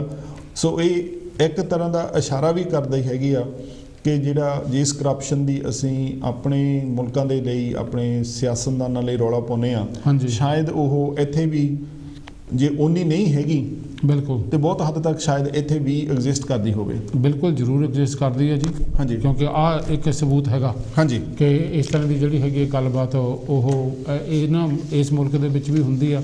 ਇੱਕ ਨਵਦੀਪ ਜੀ ਹੋਰ ਵੀ ਮੈਂ ਨੋਟਿਸ ਕੀਤਾ ਕਿ ਜਦੋਂ ਦਾ ਜਿਹੜਾ ਹੈਗਾ ਆ ਇਹ ਕੋਵਿਡ ਦਾ ਦੌਰ ਚੱਲਿਆ ਜੀ, ਉਹਦੇ ਦੌਰਾਨ ਜਿਹੜੀ ਆਪਣੀ ਜਿਸ ਤਰ੍ਹਾਂ ਡਾਕਟਰ ਦੇ GP ਦੇ ਨਾਲ ਅਪਾਇੰਟਮੈਂਟ ਬਣਾਉਣੀ, ਹਾਂਜੀ, ਉਹ ਵੀ ਬੜੀਆਂ ਮੁਸ਼ਕਲ ਹੋਈਆਂ, ਬੜੀਆਂ ਔਖੀਆਂ ਹੋਈਆਂ ਆ। ਬਿਲਕੁਲ, ਤੇ ਮੈਨੂੰ ਬਹੁਤਾ ਜ਼ਿਆਦਾ ਇਹਦੇ ਬਾਰੇ ਡੂੰਘਾਈ ਦੇ ਵਿੱਚ ਨਹੀਂ ਪਤਾ, ਹਾਂਜੀ, ਕਿ ਜਦੋਂ ਤਾਂ ਅਸੀਂ ਸੈਨਸਬਰੀ ਜਾਈਏ ਜਾਂ ਹੋਰ ਵੀ ਜਿਹੜੇ ਸਟੋਰ ਹੈਗੇ ਆ ਉਹਨਾਂ ਦੇ ਵਿੱਚ ਅਸੀਂ ਜਿਹੜੇ ਹੈਗੇ ਆ ਆਪਣੀ ਜਿਹੜੀਆਂ ਉਹ ਜੀਵਨ ਦੀ ਜ਼ਰੂਰੀ ਚੀਜ਼ਾਂ, ਖਾਣੇ ਪੀਣੇ ਦੀਆਂ ਚੀਜ਼ਾਂ ਲੈਣ ਜਾਂਦੇ ਹਾਂ, ਉੱਥੇ ਸਾਰਾ ਕੁਝ ਠੀਕ ਹੈਗਾ ਜੀ। ਤੇ ਜਿਸ ਵੇਲੇ ਅਸੀਂ ਆਪਣੇ GP ਦੇ ਡਾਕਟਰ ਦੇ ਅਪਾਇੰਟਮੈਂਟ ਬਣਾਉਣੀ ਹੁੰਦੀ ਆ ਜੀ, ਤੇ ਉੱਥੇ ਜਿਹੜੇ ਹੈਗੇ ਆ ਬਹੁਤ ਸਾਰੇ ਜਿਹੜੇ ਪ੍ਰੀਕਾਸ਼ਨਸ ਕੀਤੇ ਜਾਂਦੇ ਆ, ਤੇ ਜਾਂ ਤੁਹਾਨੂੰ ਉਹ ਅਪਾਇੰਟਮੈਂਟਾਂ ਨਹੀਂ ਉਹ ਮਿਲਦੀਆਂ। ਤੁਸੀਂ ਵੀ ਨੋਟਿਸ ਕੀਤਾ ਹੋਣਾ। ਬਿਲਕੁਲ ਬਿਲਕੁਲ, ਹਾਂਜੀ, ਇਹ ਤਾਂ ਕਾਫੀ ਵੱਡੀ ਖਬਰ ਰਹੀ ਹੈਗੀ ਆ ਕਿ ਗੌਰਮੈਂਟ ਦਾ ਤੇ GPਆਂ ਦਾ ਥੋੜਾ ਰੇੜਕਾ ਵੀ ਚੱਲਦਾ ਰਿਹਾ ਹੈਗਾ, ਕਿ ਜਿਹਦੇ ਵਿੱਚ ਉਹਨਾਂ ਨੇ ਕੁਝ ਕੰਡੀਸ਼ਨਾਂ ਲਾਈਆਂ ਸੀ ਕਿ ਤੁਸੀਂ GPਆਂ ਨੂੰ ਕਹੋ ਕਿ ਤੁਸੀਂ ਪੈਸੇ ਲੈ ਸਕਦੇ ਆ ਤਾਂ ਤੁਸੀਂ ਲੋਕਾਂ ਨੂੰ ਫੇਸ ਟੂ ਫੇਸ ਦੇਖੋ। ਮਤਲਬ ਇਹ ਆ ਕਿ ਉਹਨਾਂ ਨੂੰ ਸੱਦ ਕੇ ਉੱਥੇ ਮਿਲੋ। ਹਾਲ ਦੀ ਘੜੀ ਤਾਂ ਇਹ ਹੁੰਦਾ। ਇਹ ਨਵਦੀਪ ਜੀ ਫਿਰ ਪੈਸੇ ਦੇ ਕਰਕੇ ਆ ਵੀ ਉਹਨਾਂ ਨੂੰ ਪੈਸੇ ਘੱਟ ਮਿਲਦੇ ਆ ਜਾਂ ਉਹਨਾਂ ਨੂੰ ਕਿਸੇ ਸਹੂਲਤਾਂ ਚਾਹੀਦੀਆਂ? ਵੀ ਇਹ ਮੈਂ ਵੀ ਪੜ੍ਹਿਆ ਵੀ ਜੇ ਉਹ ਕਹਿੰਦੇ ਕਿ ਅਸੀਂ ਉਹਨਾਂ ਨੂੰ ਹੋਰ ਫੰਡਿੰਗ ਦੇਵਾਂਗੇ, ਪੈਸੇ ਦੇਵਾਂਗੇ ਜੀ, ਇਹ ਮੈਨੂੰ ਸਮਝ ਨਹੀਂ ਲੱਗੀ ਵੀ ਇਹਦਾ ਕੀ ਰੌਲਾ ਹੈਗਾ। ਹਾਂਜੀ ਬਲਵੀਰ ਜੀ, ਇਹ ਤੇ ਮੇਰਾ ਖਿਆਲ ਜਿਹੜਾ ਇਹ ਮਸਲਾ ਇੰਨਾ ਗੁੰਝਲਦਾਰ ਹੈਗਾ ਆ, ਹਾਂਜੀ, ਕਿ ਇਹਨੂੰ ਕਰਨ ਦੇ ਲਈ ਇੱਕ ਪੂਰਾ ਪ੍ਰੋਗਰਾਮ ਹੀ ਚਾਹੀਦਾ ਕਿ ਤੁਸੀਂ ਇਹਦੇ ਤੇ ਜਿਹੜੀ ਹੈਗੀ ਉਹ ਗੱਲ ਕਰ ਸਕੋ ਜੀ ਜੀ। ਪਰ ਇਹ ਕਈ ਲੋਕ ਤਾਂ ਇਹ ਵੀ ਸਮਝਦੇ ਆ ਕਿ ਜਿਹੜੀ NHS ਆ ਉਹ ਇੱਕ ਤਰ੍ਹਾਂ ਦੀ ਪ੍ਰਾਈਵੇਟਾਈਜੇਸ਼ਨ ਵੱਲੋਂ, ਉਹਦਾ ਨਿੱਜੀਕਰਨ ਹੋਣ ਵੱਲੋਂ ਜਿਹੜੀ ਹੈਗੀ ਆ ਉਹ ਤੁਰ ਰਹੀ ਆ। ਕਾਫੀ ਹੱਦ ਤੱਕ ਜਿਹੜੀ ਉਹ ਗੱਲ ਵਧੀ ਆ। ਹਾਂਜੀ, ਇੱਕ ਸੰਸਥਾ ਹੈਗੀ ਆ ਜਿਹਦਾ ਨਾਮ ਹੈਗਾ ਦ ਕਿੰਗਸ ਫੰਡ ਜੀ। ਉਹਨਾਂ ਨੇ ਸਪੈਸ਼ਲਿਸਟ ਹੈਗੇ ਆ, ਉਹ ਹੈਲਥ ਬਾਰੇ ਉਹਨਾਂ ਨੂੰ ਜਾਂ ਹੈਲਥ ਸਰਵਿਸ ਜਿਹੜੀ ਹੈਗੀ NHS ਬਾਰੇ ਉਹਨਾਂ ਨੂੰ ਬਹੁਤ ਜ਼ਿਆਦਾ ਉਹਨਾਂ ਦਾ ਉੱਧਰ ਸਟੱਡੀ ਹੈਗੀ ਆ। ਉਹਦੇ ਬਾਰੇ ਉਹ ਲਿਖਦੇ ਪੜ੍ਹਦੇ ਰਹਿੰਦੇ ਆ, ਰਿਪੋਰਟਾਂ ਵੀ ਉਹ ਪੇਸ਼ ਕਰਦੇ ਰਹਿੰਦੇ ਸਮੇਂ-ਸਮੇਂ। ਹਾਂਜੀ, ਉਹਨਾਂ ਦੇ ਮੁਤਾਬਕ ਜਿਹੜਾ 25% ਜਿਹੜਾ ਹਿੱਸਾ ਆ NHS ਦੇ ਬਜਟ ਦਾ, ਜਿਹੜਾ ਕਿ ਮੇਰਾ ਖਿਆਲ ਹੈ ਇਸ ਵੇਲੇ ਲਗਭਗ ਉਹ 120 ਮਿਲੀਅਨ ਦੇ ਲਾਗੇ ਛਾਗੇ ਹੈ। ਹਾਂਜੀ, ਉਹਦੇ ਵਿੱਚੋਂ ਜਿਹੜਾ 30 ਬਿਲੀਅਨ ਹੈਗਾ ਤਕਰੀਬਨ ਵੱਧ ਘੱਟ ਹੋ ਸਕਦਾ, ਪਰ ਅੰਦਾਜ਼ੇ ਮੁਤਾਬਕ ਜਿਹੜਾ ਚੌਥਾ ਹਿੱਸਾ ਆ ਜੀ, ਉਹ ਜਿਹੜਾ ਹੈਗਾ ਉਹ ਪ੍ਰਾਈਵੇਟ ਸੰਸਥਾਵਾਂ ਦੇ ਕੋਲ ਜਾ ਰਿਹਾ। ਹਾਂਜੀ, ਉਹਦੇ ਵਿੱਚ ਪ੍ਰਾਈਵੇਟ ਹਸਪੀਟਲ ਵੀ ਹੈਗੇ ਆ, ਉਹਨਾਂ ਦੇ ਵਿੱਚ ਪ੍ਰਾਈਵੇਟ ਡੈਂਟਿਸਟ ਵੀ ਹੈਗੇ ਆ, ਉਹਨਾਂ ਦੇ ਵਿੱਚ ਪ੍ਰਾਈਵੇਟ ਜਿਹੜੇ ਆਪਟੀਸ਼ਨ ਵੀ ਹੈਗੇ ਆ, ਅੱਖਾਂ ਦੇ ਵੀ ਹੈਗੇ ਆ, ਫਾਰਮੇਸੀਜ਼ ਵੀ ਹੈਗੀਆਂ, ਜਿਹੜੀਆਂ ਕੈਮਿਸਟ ਦੀਆਂ ਦੁਕਾਨਾਂ ਹੈਗੀਆਂ। ਸੋ ਮੇਰੇ ਕਹਿਣ ਦਾ ਮਤਲਬ ਇਹ ਆ ਕਿ ਕੁਛ ਲੋਕਾਂ ਦਾ ਇਹ ਹੈਗਾ ਕਿ ਇਹ ਪਿਛਲੇ ਦਰਵਾਜ਼ੇ ਥਾਣੀ ਜਿਹੜਾ ਹੈਗਾ ਇਹਦਾ ਨਿੱਜੀਕਰਨ ਉਹ ਹੋ ਰਿਹਾ। ਅਗਰ ਤੁਸੀਂ ਵੀ ਇਸ ਗੱਲ ਨੂੰ ਮਹਿਸੂਸ ਕਰਦੇ ਆ ਜਾਂ ਤੁਹਾਡੀਆਂ ਸੇਵਾਵਾਂ ਦੇ ਵਿੱਚ ਕਿਸੇ ਤਰ੍ਹਾਂ ਦੀ ਜਿਹੜੀ ਹੈਗੀ ਆ ਉਹ ਕਮੀ ਆ ਰਹੀ ਆ, ਤੇ ਤੁਹਾਨੂੰ ਜ਼ਰੂਰ ਜਦੋਂ ਤੁਹਾਡੇ ਕਾਉਂਸਲਰ ਆਉਂਦੇ ਆ, ਜਦੋਂ ਤੁਹਾਡੇ ਕੋਲ ਕੋਈ MP ਆਉਂਦੇ ਆ, ਤੇ ਤੁਸੀਂ ਉਹਨਾਂ ਨੂੰ ਆਪਣੇ ਜਿਹੜੇ ਹੈਗੇ ਆ ਵਿਚਾਰ ਆ ਇਹਦੇ ਬਾਰੇ ਜ਼ਰੂਰ ਦੱਸੋ, ਆਪਣੀ ਆਵਾਜ਼ ਜ਼ਰੂਰ ਬੁਲੰਦ ਕਰਨੀ ਚਾਹੀਦੀ ਆ। ਕਿਤੇ ਇੱਦਾਂ ਨਾ ਹੋਵੇ ਕਿ ਜਦੋਂ ਸਾਰਾ ਕੁਝ ਉਹ ਕਰ ਲੈਣ ਤੇ ਫਿਰ ਸਾਨੂੰ ਸਾਡੇ ਧਿਆਨ 'ਚ ਆਵੇ ਤੇ ਅਸੀਂ ਜਿਹੜਾ ਹੈਗਾ ਇਹ ਗੱਲ ਨਵਦੀਪ ਜੀ ਉੱਥੇ ਆ ਜਾਂਦੀ ਆ ਕਿ ਜਿੱਥੇ ਮੈਨੂੰ ਕੀ, ਹਾਂਜੀ ਬਿਲਕੁਲ, ਮੇਰੇ ਨਾਲ ਇਹਦਾ ਕੀ ਸੰਬੰਧ ਆ, ਬਿਲਕੁਲ ਮੈਂ ਕੀ ਇਹਦੇ ਬਾਰੇ ਕਰ ਸਕਦਾ। ਹਾਂਜੀ, ਬਹੁਤ ਸਾਰੇ ਜਿਹੜੇ ਬੰਦੇ ਆ ਉਹ ਆਮ ਕਰਕੇ ਇਦਾਂ ਕਹਿੰਦੇ, ਉਹ ਸੁਣੇ ਜਾ ਸਕਦੇ ਆ। ਬਿਲਕੁਲ, ਮੈਂ ਇਹਦੇ ਬਾਰੇ ਕੀ ਕਰ ਸਕਦਾ ਜੀ, ਹਾਂਜੀ, ਮੇਰਾ ਤਾਂ ਕੋਈ ਬਸ ਨਹੀਂ ਚੱਲਦਾ। ਪਰ ਜਦੋਂ ਕੁਝ ਕਹਾਂਗੇ ਨਾ, ਕੁਝ ਅਸੀਂ ਕਰਾਂਗੇ ਨਾ, ਬਿਲਕੁਲ, ਜਾਂ ਅਸੀਂ ਇਹ ਜਿਹੜਾ ਮਸਲਾ ਹੈਗਾ ਕਿਸੇ ਦੇ ਨਾਲ ਸਾਂਝਾ ਨਹੀਂ ਕਰਾਂਗੇ ਜੀ, ਤੇ ਖਾਸ ਕਰਕੇ ਜਿਨ੍ਹਾਂ ਦੇ ਨਾਲ ਇਹ ਜਿਹੜੀਆਂ ਗੱਲਾਂ ਬਾਤਾਂ ਜਿਨ੍ਹਾਂ ਦੇ ਧਿਆਨ ਦੇ ਵਿੱਚ ਲਿਆਉਣੀਆਂ ਚਾਹੀਦੀਆਂ, ਉਹਨਾਂ ਦੇ ਧਿਆਨ ਦੇ ਵਿੱਚ ਨਾ ਅਸੀਂ ਲਿਆਵਾਂਗੇ, ਬਿਲਕੁਲ, ਤਾਂ ਫਿਰ ਤਾਂ ਉਹ ਇਸ ਤਰ੍ਹਾਂ ਇਦਾਂ ਹੁੰਦਾ ਰਹੇਗਾ। ਹਾਂਜੀ ਬਲਬੀਰ ਜੀ, ਦੂਸਰੀ ਗੱਲ ਇਹ ਕਿ NHS ਜਿਹੜੀ ਹੈਗੀ ਉਹ ਇਦਾਂ ਦੀ ਇੱਕ ਸਰਵਿਸ ਆ ਕਿ ਤੁਸੀਂ ਭਾਵੇਂ ਜਿੰਨੇ ਮਰਜ਼ੀ ਰਿਸਟ ਪੁਸ਼ਟ ਹੋਵੋ, ਸਿਹਤਮੰਦ ਹੋਵੋ, ਤੰਦਰੁਸਤ ਹੋਵੋ, ਤੁਹਾਨੂੰ ਪਤਾ ਨਹੀਂ ਹੁੰਦਾ ਕਿ ਇਹਦੀ ਕਦੋਂ ਤੁਹਾਨੂੰ ਲੋੜ ਪੈ ਜਾਣੀ ਹੈ। ਬਿਲਕੁਲ, ਬਿਲਕੁਲ, ਜੇ ਤੁਹਾਨੂੰ ਖੁਦ ਨਹੀਂ ਪੈਣੀ, ਤੁਹਾਡੇ ਕਿਸੇ ਭੈਣ ਭਰਾ ਨੂੰ, ਬੱਚੇ ਨੂੰ, ਮਾਂ-ਬਾਪ ਨੂੰ, ਸਕੇ ਸਹੇਲੀ, ਰਿਸ਼ਤੇਦਾਰ ਨੂੰ ਇਹਦੀ ਲੋੜ ਪੈ ਸਕਦੀ ਆ। ਸੋ ਸਾਡੇ ਲਈ ਇਹ ਚਿੰਤਾ ਦਾ ਵਿਸ਼ਾ ਹੋਣਾ ਚਾਹੀਦਾ ਕਿ ਜੋ ਕੁਝ ਚੱਲ ਰਿਹਾ ਤੁਸੀਂ ਉਹਦੇ ਬਾਰੇ ਜ਼ਰੂਰ ਆਪਣੇ ਆਲੇ ਦੁਆਲੇ ਨੂੰ ਧਿਆਨ ਰੱਖੋ, ਔਰ ਆਪਣੇ ਜਿਹੜੇ ਹੈਗੇ ਨੁਮਾਇੰਦੇ ਚੁਣੇ ਆ ਜੀ, ਤੁਸੀਂ ਉਹਨਾਂ ਦਾ ਕੰਨ ਕਦੇ ਕਦੇ ਖਾਂਦੇ ਰਹੋ, ਤਾਂ ਕਿ ਉਹਨਾਂ ਨੂੰ ਵੀ ਇਹ ਪਤਾ ਰਹੇ ਕਿ ਜਿਹੜੇ ਲੋਕ ਆ ਉਹ ਸੁਚੇਤ ਆ, ਸੁੱਤੇ ਨਹੀਂ ਹੈਗੇ, ਸੋ ਉਹ ਵੀ ਉਹਦੇ ਵੱਲ ਕਰਨਗੇ ਜੀ। ਜੀ ਇੱਕ ਚੌਥੀ ਖਬਰ ਜਿਹੜੀ ਹੈਗੀ ਆ ਬਲਬੀਰ ਜੀ, ਉਹ ਸ਼ਾਇਦ ਤੁਸੀਂ ਵੀ ਦੇਖੀ ਹੋਊਗੀ, ਸਾਡੇ ਦਰਸ਼ਕਾਂ ਨੇ ਵੀ ਦੇਖਿਆ ਹੋਊਗਾ ਕਿ ਆਸਟ੍ਰੇਲੀਆ ਜਿਹੜਾ ਹੈਗਾ ਮੁਲਕ, ਹਾਂਜੀ, ਉੱਥੇ ਕਾਫੀ ਦੰਗੇ ਹੋਏ ਆ, ਦੰਗੇ ਕਹਿ ਲਓ ਜਾਂ ਪੁਲਿਸ ਦੇ ਨਾਲ ਝੜਪਾਂ ਹੋਈਆਂ, ਮੁਜ਼ਾਹਰਾਕਾਰੀਆਂ ਦਾ, ਜਿਹੜੇ ਕਿ ਇਹ ਕਰ ਰਹੇ ਸੀਗੇ ਕਿ ਉੱਥੇ ਦੀ ਸਰਕਾਰ ਨੇ ਮੁੜ ਕੇ ਲੋਕਡਾਊਨ ਕਿਉਂ ਲਾਇਆ। ਹਾਂਜੀ, ਪਰ ਸਰਕਾਰ ਦਾ ਤਰਕ ਇਹ ਸੀਗਾ ਕਿ ਉਹਨਾਂ ਨੇ ਦੇਸ਼ ਦੇ ਵਿੱਚ ਜਿਹੜੇ ਹੈਗੇ ਆ ਕਰੋਨਾ ਦੇ ਕੇਸ ਕਾਫੀ ਫੇਰ ਵੱਧ ਗਏ ਆ, ਤੇ ਇਸ ਕਰਕੇ ਉਹਨਾਂ ਨੂੰ ਜਿਹੜਾ ਲੋਕਡਾਊਨ ਲਾਉਣ ਤੋਂ ਇਲਾਵਾ ਉਹਨਾਂ ਦੇ ਕੋਲ ਕੋਈ ਹੋਰ ਚਾਰਾ ਨਹੀਂ, ਹਾਂਜੀ, ਕੋਈ ਚਾਰਾ ਨਹੀਂ ਹੈਗਾ। ਸੋ ਇਸ ਕਰਕੇ ਉਹਨਾਂ ਨੇ ਲਾਇਆ, ਪਰ ਕੁਛ ਲੋਕ ਜਿਹੜੇ ਸੀਗੇ ਉਹ ਇਸ ਪ੍ਰਤੀ ਰੋਸ ਪ੍ਰਦਰਸ਼ਨ ਕਰ ਰਹੇ ਸੀਗੇ, ਔਰ ਪੁਲਿਸ ਦੇ ਨਾਲ ਉਹਨਾਂ ਦੀਆਂ ਝੜਪਾਂ ਵੀ ਹੋਈਆਂ। ਇਹ ਇਕੱਲੀ ਆਸਟ੍ਰੇਲੀਆ ਦੀ ਗੱਲ ਨਹੀਂ ਹੈ, ਇਹ ਸਾਰੇ ਯੂਰਪ ਦੇ ਵਿੱਚ ਵੀ ਹੈ, ਸਾਡੇ ਆਪਣੇ ਮੁਲਕ ਇੰਗਲੈਂਡ ਦੇ ਵਿੱਚ ਕਹਿ ਲਓ ਜਾਂ UK ਦੇ ਵਿੱਚ ਕਹਿ ਲਓ, ਇੱਥੇ ਵੀ ਜਿਹੜੀ ਕਰੋਨਾ ਦੇ ਕੇਸ ਆ ਉਹ ਤਕਰੀਬਨ 40-45 ਹਜ਼ਾਰ ਜਿਹੜਾ ਹੈਗਾ ਉਹ ਹਰ ਰੋਜ਼ ਨਵਾਂ ਆ ਰਿਹਾ। ਸਿਰਫ ਸਾਡੇ ਕੋਲ ਇੰਨਾ ਕੁ ਚੰਗਾ ਹੈਗਾ ਕਿ ਸਾਡੇ ਬਹੁਤ ਵੱਡੀ ਗਿਣਤੀ ਦੇ ਵਿੱਚ ਕਰੋਨਾ ਦੇ ਵੈਕਸੀਨ ਲੱਗ ਗਏ ਆ, ਸੋ ਮੌਤ ਦਰ ਜਿਹੜੀ ਹੈਗੀ ਆ ਉਹ ਕਾਫੀ ਘੱਟ ਆ। ਹਾਂਜੀ, ਸੋ ਧਿਆਨ ਜਿਹੜੀ ਗੱਲ ਮੰਗਦੀ ਆ ਉਹ ਇਹ ਕਿ ਇੰਨਾ ਸਾਰਾ ਕੁਝ ਹੋਣ ਦੇ ਬਾਵਜੂਦ ਵੀ, ਟੀਕੇ ਲੱਗਣ ਦੇ ਬਾਵਜੂਦ ਵੀ, ਜਾਂ ਹੋਰਨਾਂ ਚੀਜ਼ਾਂ ਹੋਣ ਦੇ ਬਾਵਜੂਦ ਵੀ ਜਿਹੜਾ ਕਰੋਨਾ ਦੇ ਕੇਸ ਜਿਹੜੇ ਆ ਉਹ ਕਿਉਂ ਵੱਧ ਰਹੇ ਆ। ਹਾਂਜੀ, ਉਹਦੇ ਵਿੱਚ ਜਿਹੜਾ ਆਸਟ੍ਰੇਲੀਆ ਦਾ ਮੀਡੀਆ ਹੈਗਾ ਉਹਨਾਂ ਨੇ ਇਹ ਗੱਲ ਦੱਸੀ ਆ ਕਿ ਜਿਹੜੇ ਆਸਟ੍ਰੇਲੀਆ ਆ ਉਹਦੇ 9 ਸਟੇਟਾਂ ਨੇ, ਹਾਂਜੀ, 9 ਪ੍ਰਾਂਤ ਨੇ, ਔਰ ਉਹਨਾਂ 9 ਪ੍ਰਾਂਤਾਂ ਦੇ ਵਿੱਚੋਂ ਜਿਹੜੇ 7 ਪ੍ਰਾਂਤ ਆ ਉਹਨਾਂ ਦੇ ਜਿਹੜੇ ਗਵਰਨਰ ਆ, ਹਾਂਜੀ, ਉਹ ਥੋੜੀ ਜਿਹੀ ਕੰਸਰਵੇਟਿਵ ਮਾਈਂਡ ਦੇ ਹੈਗੇ ਆ, ਜਾਂ ਪਛਾਂ ਖਿੱਚੂ ਸੋਚਦੇ ਹੈਗੇ ਆ, ਜਾਂ ਉਹ ਬਹੁਤਾ ਸਮੇਂ ਦੇ ਨਾਲ ਨਹੀਂ ਚੱਲਣਾ ਚਾਹੁੰਦੇ। ਹਾਂਜੀ, ਸੋ ਉਹਨਾਂ ਨੇ ਜੁਲਾਈ ਦੇ ਵਿੱਚ ਹੀ ਇਹ ਕਹਿ ਦਿੱਤਾ ਕਿ ਹੁਣ ਜੀ ਕਰੋਨਾ ਖਤਮ ਹੋ ਗਿਆ ਤੇ ਸਾਨੂੰ ਮਾਸਕ ਲਾਉਣ ਦੀ ਕੋਈ ਉਹ ਲੋੜ ਨਹੀਂ ਹੈਗੀ। ਇੱਥੇ ਗੱਲ ਇਹ ਨਹੀਂ ਹੈਗੀ ਕਿ ਤੁਸੀਂ ਮਾਸਕ ਲਾਉਣਾ ਜਾਂ ਨਹੀਂ ਲਾਉਣਾ, ਇਹ ਤੁਹਾਡਾ ਆਪਣਾ ਜਾਤੀ ਹੋ ਸਕਦਾ। ਹਾਂਜੀ, ਪਰ ਜਿਹੜੇ ਸਾਇੰਟਿਸਟ ਆ ਉਹ ਇਹ ਗੱਲ ਕਹਿੰਦੇ ਆ ਕਿ ਮਾਸਕ ਜਿਹੜੀ ਹੈਗੀ ਆ ਪਬਲਿਕ ਸਪੇਸਿਸ ਦੇ ਵਿੱਚ ਉਹ ਲੈ ਗਈ, ਇਹਦੇ ਕਰਕੇ ਜਿਹੜਾ ਕਰੋਨਾ ਦਾ ਫੈਲਣਾ ਆ ਉਹ ਮੁੜ ਕੇ ਫਿਰ ਉਹ ਜਿਹੜਾ ਉਹ ਸ਼ੁਰੂ ਹੋ ਗਿਆ। ਸੋ ਜਿਹੜੀ ਫਿਕਰ ਵਾਲੀ ਗੱਲ ਹੈਗੀ ਆ ਉਹ ਇਹ ਕਿ ਸਿਆਸਤਦਾਨ ਕਿਵੇਂ ਸਾਇੰਸ ਨੂੰ ਵੀ ਆਪਣੀ ਗੱਲ ਮਨਾਉਣ ਦੇ ਲਈ ਉਹਦੀ ਵਰਤੋਂ ਕਰਦੇ ਆ। ਹਾਲਾਂਕਿ ਸਾਇੰਸ ਦਾ ਸਾਇੰਸ ਆ, ਉਹਦਾ ਕੋਈ ਧਰਮ ਜਾਤ ਮਜ਼ਹਬ ਕੁਛ ਨਹੀਂ ਹੈਗਾ, ਉਹਦੇ ਕੋਈ ਕਿਸੇ ਪਾਰਟੀ ਨਾਲ ਕੋਈ ਸੰਬੰਧ ਨਹੀਂ ਹੈਗਾ, ਪਰ ਜਿਹੜੇ ਸਿਆਸਤਦਾਨ ਹੈਗੇ ਆ ਉਹ ਇਹਨਾਂ ਨੂੰ ਜਿਹੜਾ ਹੈਗਾ ਆਪਣੇ ਤੌਰ ਤੇ ਵਰਤਦੇ ਨੇ। ਸੋ ਸਾਨੂੰ ਇਸ ਗੱਲ ਤੋਂ ਜਿਹੜਾ ਹੈਗਾ ਉਹ ਸੁਚੇਤ ਰਹਿਣਾ ਚਾਹੀਦਾ। ਨਵਦੀਪ ਜੀ, ਜਿੱਦਾਂ ਨਾ ਜੇ ਅਸੀਂ ਜਿਹੜਾ ਕੋਵਿਡ ਹੈਗਾ ਜੀ, ਇਸ ਨੂੰ ਡੂੰਘਾਈ ਦੇ ਵਿੱਚ ਸਮਝਣ ਦੀ ਜ਼ਰੂਰਤ ਆ। ਬਿਲਕੁਲ, ਜਿੰਨੀ ਦੇਰ ਤੱਕ ਅਸੀਂ ਇਹਨੂੰ ਡੂੰਘਾਈ ਦੇ ਵਿੱਚ ਸਮਝਦੇ ਨਹੀਂ ਗਏ ਜੀ, ਤਾਂ ਸਾਡੇ ਫਿਰ ਦਿਮਾਗਾਂ ਦੇ ਵਿੱਚ ਬਹੁਤ ਤਰ੍ਹਾਂ ਦੇ ਜਿਹੜੇ ਹੈਗੇ ਉਹ ਵਿਚਾਰ ਹੋਣਗੇ। ਸੋ ਇੱਕ ਗੱਲ ਤਾਂ ਬਿਲਕੁਲ ਕਲੀਅਰ ਹੈਗੀ ਹੈ ਕਿ ਜਿਹੜਾ ਕੋਵਿਡ ਹੈਗਾ, ਹਾਂਜੀ, ਉਹ ਕਿਤੇ ਗਿਆ ਨਹੀਂ, ਉਹ ਇੱਥੇ ਹੀ ਆ। ਹਾਂਜੀ, ਠੀਕ ਹੈ ਜੀ, ਔਰ ਉਹਨੇ ਜਾਣਾ ਵੀ ਨਹੀਂ ਕਿਤੇ, ਉਹਨੇ ਹਾਲੇ ਜਾਣਾ ਵੀ ਨਹੀਂ ਕਿਤੇ ਜੀ।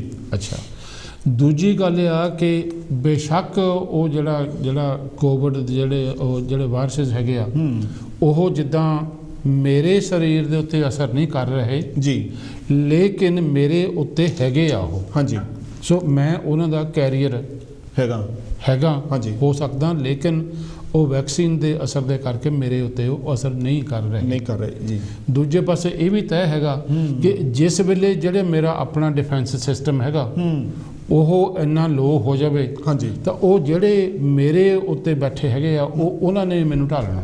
ਠੀਕ ਆ, ਉਹਨਾਂ ਨੇ ਮੇਰੇ ਉੱਤੇ ਜਿਹੜਾ ਹੈਗਾ ਆ ਹਮਲਾ ਕਰ ਸਕਦੇ ਆ।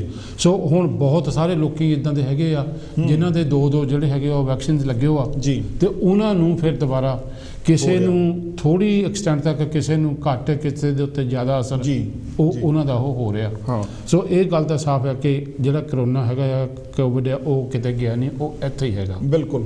ਤੇ ਦੂਜੇ ਪਾਸੇ ਕਿ ਜਿਹੜਾ ਉਹਦਾ ਪਰਹੇਜ਼ ਹੈਗਾ ਤਾਂ ਇਸ ਕਿਉਂਕਿ ਮੈਂ ਉਹਦਾ ਕੈਰੀਅਰ ਹੋ ਸਕਦਾ, ਕੋਈ ਵੀ ਉਹਦਾ ਕੈਰੀਅਰ ਹੋ ਸਕਦਾ, ਤੇ ਸਾਨੂੰ ਜਿਹੜਾ ਹੈਗਾ ਆ ਉਹਦੀ ਅਸਰ ਘਟਾਉਣੇ ਦੇ ਵਾਸਤੇ ਜਿਸ ਤਰ੍ਹਾਂ ਜਿਹੜੀ ਹੈਗੀ ਆ ਉਹ ਹੱਥਾਂ ਨੂੰ ਸੈਨੀਟਾਈਜ਼ ਕਰਨਾ ਜਾਂ ਜਿਹੜੀ ਹੈਗੀ ਦੂਰੀ ਰੱਖਣਾ ਤੇ ਜਾਂ ਜਿਹੜਾ ਹੈਗਾ ਉਹ ਮਾਸਕ ਪਾਉਣਾ ਤਾਂ ਫਿਰ ਉਹ ਉੱਥੇ ਬਰਕਰਾਰ ਰਹਿਣਾ ਚਾਹੀਦਾ। ਬਿਲਕੁਲ। ਜਦੋਂ ਕਿ ਜਿਹੜੀਆਂ ਸਰਕਾਰਾਂ ਹੈਗੀਆਂ ਇਹਨਾਂ ਨੇ ਵੀ ਇਹ ਕਰ ਦਿੱਤਾ ਕਿ ਜਿਹੜਾ ਮਾਸਕ ਪਾਉਣਾ ਹੈਗਾ ਉਹ ਜ਼ਰੂਰੀ ਨਹੀਂ। ਹਾਂਜੀ। ਤਾਂ ਜਿਸ ਵੇਲੇ ਜਿਹੜਾ ਕਰੋਨਾ ਹੈਗਾ ਉਹ ਗਿਆ ਹੀ ਕਿਤੇ ਨਹੀਂ, ਤਾਂ ਕਿਸੇ ਨੂੰ ਵੀ ਹੁਣ ਬਹੁਤ ਸਾਰੇ ਇਦਾਂ ਦੇ ਵੀ ਲੋਕੀ ਹੈਗੇ ਆ ਜਿਹੜੇ ਉਹ ਦੋ ਟੀਕੇ ਜਿਹੜੇ ਨਹੀਂ ਲਵਾ ਸਕਦੇ ਜਾਂ ਉਹਨਾਂ ਨੇ ਉਹ ਲਵਾਏ ਨਹੀਂ ਹੈਗੇ, ਕਿਸੇ ਵੀ ਕਾਰਨ ਕਰਕੇ ਉਹਨਾਂ ਨੇ 2 ਟੀਕੇ ਲਵਾਏ ਨਹੀਂ ਹੈਗੇ। ਉਹ ਹੁਣ ਜਿਹੜੇ ਕੈਰੀਅਰਸ ਹੈਗੇ ਤਾਂ ਉਹਨਾਂ ਨੂੰ ਵੀ ਤੇ ਉਹ ਪਾਸ ਕਰਦੇ ਤਾਂ ਫਿਰ ਉਹਨਾਂ ਦੇ ਉੱਤੇ ਉਹ ਅਸਰ ਹੋਣਾ। ਬਿਲਕੁਲ। ਤਾਂ ਜੇ ਲੋਕਾਂ ਦੇ ਉੱਤੇ ਅਸਰ ਹੁੰਦਾ ਫਿਰ ਹੈਲਥ ਸਰਵਿਸ ਦੇ ਉੱਤੇ ਅਸਰ ਹੋਣਾ। ਹੈਲਥ ਸਰਵਿਸ ਤੇ ਅਸਰ ਹੁੰਦਾ ਫਿਰ ਸਾਰੇ ਸਿਸਟਮ ਦੇ ਉੱਤੇ ਅਸਰ ਹੋਣਾ। ਬਿਲਕੁਲ। ਇਦਾਂ ਨਹੀਂ ਕਿ ਇਹ ਜਿਹੜਾ ਅਸਰ ਹੈਗਾ ਇੱਕ ਬੰਦੇ ਤੇ ਹੋਣਾ। ਸੋ ਸਾਨੂੰ ਇਸ ਚੀਜ਼ ਨੂੰ ਸਮਝਣ ਦੀ ਜ਼ਰੂਰਤ ਹੈਗੀ ਆ ਕਿ ਜਿੰਨਾ ਚਿਰ ਜਿਹੜਾ ਕਰੋਨਾ ਇੱਥੇ ਹੈਗਾ ਆ ਤਾਂ ਸਾਨੂੰ ਸਾਰਿਆਂ ਨੂੰ ਉਹਦੇ ਪ੍ਰਤੀ ਸਾਵਧਾਨੀ ਜਿਹੜੀ ਹੈਗੀ ਆ ਉਹ ਪੂਰੀ ਵਰਤਣੀ ਚਾਹੀਦੀ ਆ। ਹਾਂਜੀ, ਬਿਲਕੁਲ ਬਲਵੀਰ ਜੀ। ਇੱਕ ਜਿਹੜਾ ਹੈਗਾ ਕਿ ਜਿਹੜੇ ਸਰਦੀਆਂ ਦੇ ਦਿਨ ਹੁੰਦੇ ਆ ਉਹਦੇ ਵਿੱਚ NHS ਵਾਲੇ ਜਿਹੜੇ ਡਾਕਟਰ, ਕੰਸਲਟੈਂਟ, ਮੈਨੇਜਰ, CEO ਸਾਰੇ ਜਿਹੜੇ ਹੈਗੇ ਆ ਉਹ ਇਸ ਗੱਲ ਦਾ ਬੜਾ ਰੌਲਾ ਪਾਉਂਦੇ ਆ ਕਿ ਸਰਦੀਆਂ ਦੇ ਵਿੱਚ ਜਿਹੜੀ ਹੈਗੀ ਆ NHS ਦੀ ਵਰਤੋਂ ਆ ਉਹ ਜ਼ਿਆਦਾ ਹੋ ਜਾਂਦੀ ਆ। ਉਹਨਾਂ ਦਿਨਾਂ ਦੇ ਵਿੱਚ ਉਹ ਜ਼ਿਆਦਾ ਬਿਜ਼ੀ ਹੋ ਜਾਂਦੇ ਆ। ਉਹਦੇ ਨਾਲ ਹੀ ਅਗਰ ਉਹਨਾਂ ਨੂੰ ਕੋਵਿਡ ਦਾ ਵੀ ਕਰਨਾ ਪੈਂਦਾ ਤੇ ਉਹਨਾਂ ਦੇ ਲਈ ਜਿਹੜੀਆਂ ਸਮੱਸਿਆਵਾਂ ਆ ਉਹ ਬਹੁਤ ਜ਼ਿਆਦੀਆਂ ਵੱਧ ਜਾਂਦੀਆਂ। ਹੁਣੇ ਹੀ ਰੀਸੈਂਟ ਜਿਹੜੀਆਂ ਰਿਪੋਰਟਾਂ ਆਈਆਂ ਹੈਗੀਆਂ ਉਹਨਾਂ ਤੋਂ ਇਹ ਪਤਾ ਲੱਗਦਾ ਕਿ ਜਿਹੜੇ ਰੂਟੀਨ ਆਪਰੇਸ਼ਨ ਆ, ਕਿਸੇ ਦਾ ਗੋਡੇ ਦਾ ਆਪਰੇਸ਼ਨ ਹੋਣਾ, ਕਿਸੇ ਦਾ ਕਿਸੇ ਅੱਖ ਦਾ ਹੋਣਾ, ਕਿਸੇ ਦਾ ਕੰਨ ਦਾ ਹੋਣਾ, ਕਿਸੇ ਦਾ ਬਾਂਹ ਦਾ ਹੋਣਾ, ਕਿਸੇ ਦੀ ਲੱਤ ਦਾ ਹੋਣਾ, ਕੁਛ ਵੀ ਹੋਣਾ, ਉਹ ਜਿਹੜੇ ਆਪਰੇਸ਼ਨ ਆ ਉਹ ਬੜੀ ਤੇਜ਼ੀ ਦੇ ਨਾਲ ਜਿਹੜੇ ਆ ਉਹ ਕੈਂਸਲ ਹੋ ਰਹੇ ਆ। ਕਰਕੇ ਜਿਹੜੇ ਹਸਪੀਟਲ ਆ ਉੱਥੇ ਜਾਓ, ਉੱਥੇ ਤੁਹਾਨੂੰ ਥਾਂ ਨਹੀਂ ਮਿਲਦਾ। ਜੇ ਐਂਬੂਲੈਂਸ ਆਉਂਦੀ ਆ, ਐਂਬੂਲੈਂਸਾਂ ਨੂੰ ਵੀ ਕਈ ਵਾਰੀ ਘੰਟਿਆਂ ਬੱਧੀ ਟਾਈਮ ਲੱਗ ਜਾਂਦਾ ਕਿ ਉਹ ਆਪਣੇ ਸਮੇਂ ਮੁਤਾਬਕ ਪਹੁੰਚ ਨਹੀਂ ਸਕਦੇ। ਜੇ ਉਹ ਪਹੁੰਚਦੇ ਵੀ ਆ ਤੇ ਜਦੋਂ ਉਹ ਤੁਹਾਨੂੰ ਹਸਪੀਟਲ ਲੈ ਕੇ ਜਾਂਦੇ ਆ ਤਾਂ ਘੰਟਿਆਂ ਬੱਧੀ ਹਸਪੀਟਲਾਂ ਦੇ ਮੂਹਰੇ ਐਂਬੂਲੈਂਸਾਂ ਦੀਆਂ ਲਾਈਨਾਂ ਲੱਗੀਆਂ ਆ ਜਿਹੜੀਆਂ ਕਿ ਉੱਥੇ ਤੁਹਾਨੂੰ ਅੰਦਰ ਜਗ੍ਹਾ ਨਹੀਂ ਹੋਣ ਕਰਕੇ ਉਹ ਤੁਹਾਨੂੰ ਅੰਦਰ ਡਾਕਟਰਾਂ ਦੇ ਹਵਾਲੇ ਨਹੀਂ ਕਰ ਸਕਦੇ। ਸੋ ਇਹ ਬੜੀ ਗੰਭੀਰ ਸਮੱਸਿਆ ਹੈਗੀ ਆ। ਅਸੀਂ ਜੇ ਥੋੜ੍ਹਾ ਵੀ ਆਪਣਾ ਰੋਲ ਅਦਾ ਕਰੀਏ, ਅਸੀਂ ਥੋੜ੍ਹਾ ਵੀ ਇਸ ਗੱਲ ਵੱਲ ਧਿਆਨ ਦਈਏ ਕਿ ਮਾਸਕ ਪਾਉਣੀ ਦੇ ਨਾਲ ਜਾਂ ਥੋੜ੍ਹਾ ਦੂਰੀ ਰੱਖਣ ਦੇ ਨਾਲ ਅਸੀਂ ਆਪਣੀ ਸਿਹਤ ਵੀ ਔਰ ਜਾਂ ਜਿੱਦਾਂ ਤੁਸੀਂ ਕਿਹਾ ਕਿ ਤੁਸੀਂ ਕੈਰੀਅਰ ਹੈਗੇ ਆ, ਕਹਿੰਦਾ ਵੱਲੋਂ ਤੁਸੀਂ ਉਸ ਗੱਲ ਨੂੰ ਫੈਲਾ ਸਕਦੇ ਆ, ਅੱਗੇ ਵੱਧ ਸਕਦੇ ਆ। ਜੇ ਅਗਰ ਸਾਇੰਟਿਸਟ ਵੀ ਇਹੀ ਗੱਲ ਕਹਿੰਦੇ ਆ ਕਿ ਇਹਦੀ ਸਾਰਿਆਂ ਨਾਲੋਂ ਵੱਡੀ ਜਿਹੜੀ ਰੋਕਥਾਮ ਉਹ ਇਹੀ ਹੈਗੀ ਆ ਕਿ ਅਸੀਂ ਜਿਹੜਾ ਹੈਗਾ ਉਹ ਫੈਲਾਉਣ ਨੂੰ ਇਹਨੂੰ ਬੰਦ ਕਰ ਦਈਏ, ਅੱਗੇ ਪਾਸ ਆਨ ਨਾ ਕਰੀਏ। ਜੇ ਨਵਦੀਪ ਜੀ ਦੇਖੋ, ਜੇ ਇੱਕ ਬੰਦਾ ਜਿਹੜਾ ਹੈਗਾ ਉਹ ਮਾਸਕ ਪਾ ਕੇ ਰੱਖਦਾ ਜਿਹੜੀ ਉਹ ਜਿਹੜਾ ਵਾਇਰਸ ਉਹ ਟਰੈਵਲ ਹੁੰਦਾ ਉਹ ਇੱਕ ਜਗ੍ਹਾ ਤੋਂ ਦੂਜੀ ਜਗ੍ਹਾ ਜਾਂਦਾ, ਉਹ ਹਵਾ ਦੇ ਰਾਹੀਂ ਜਾਂਦਾ।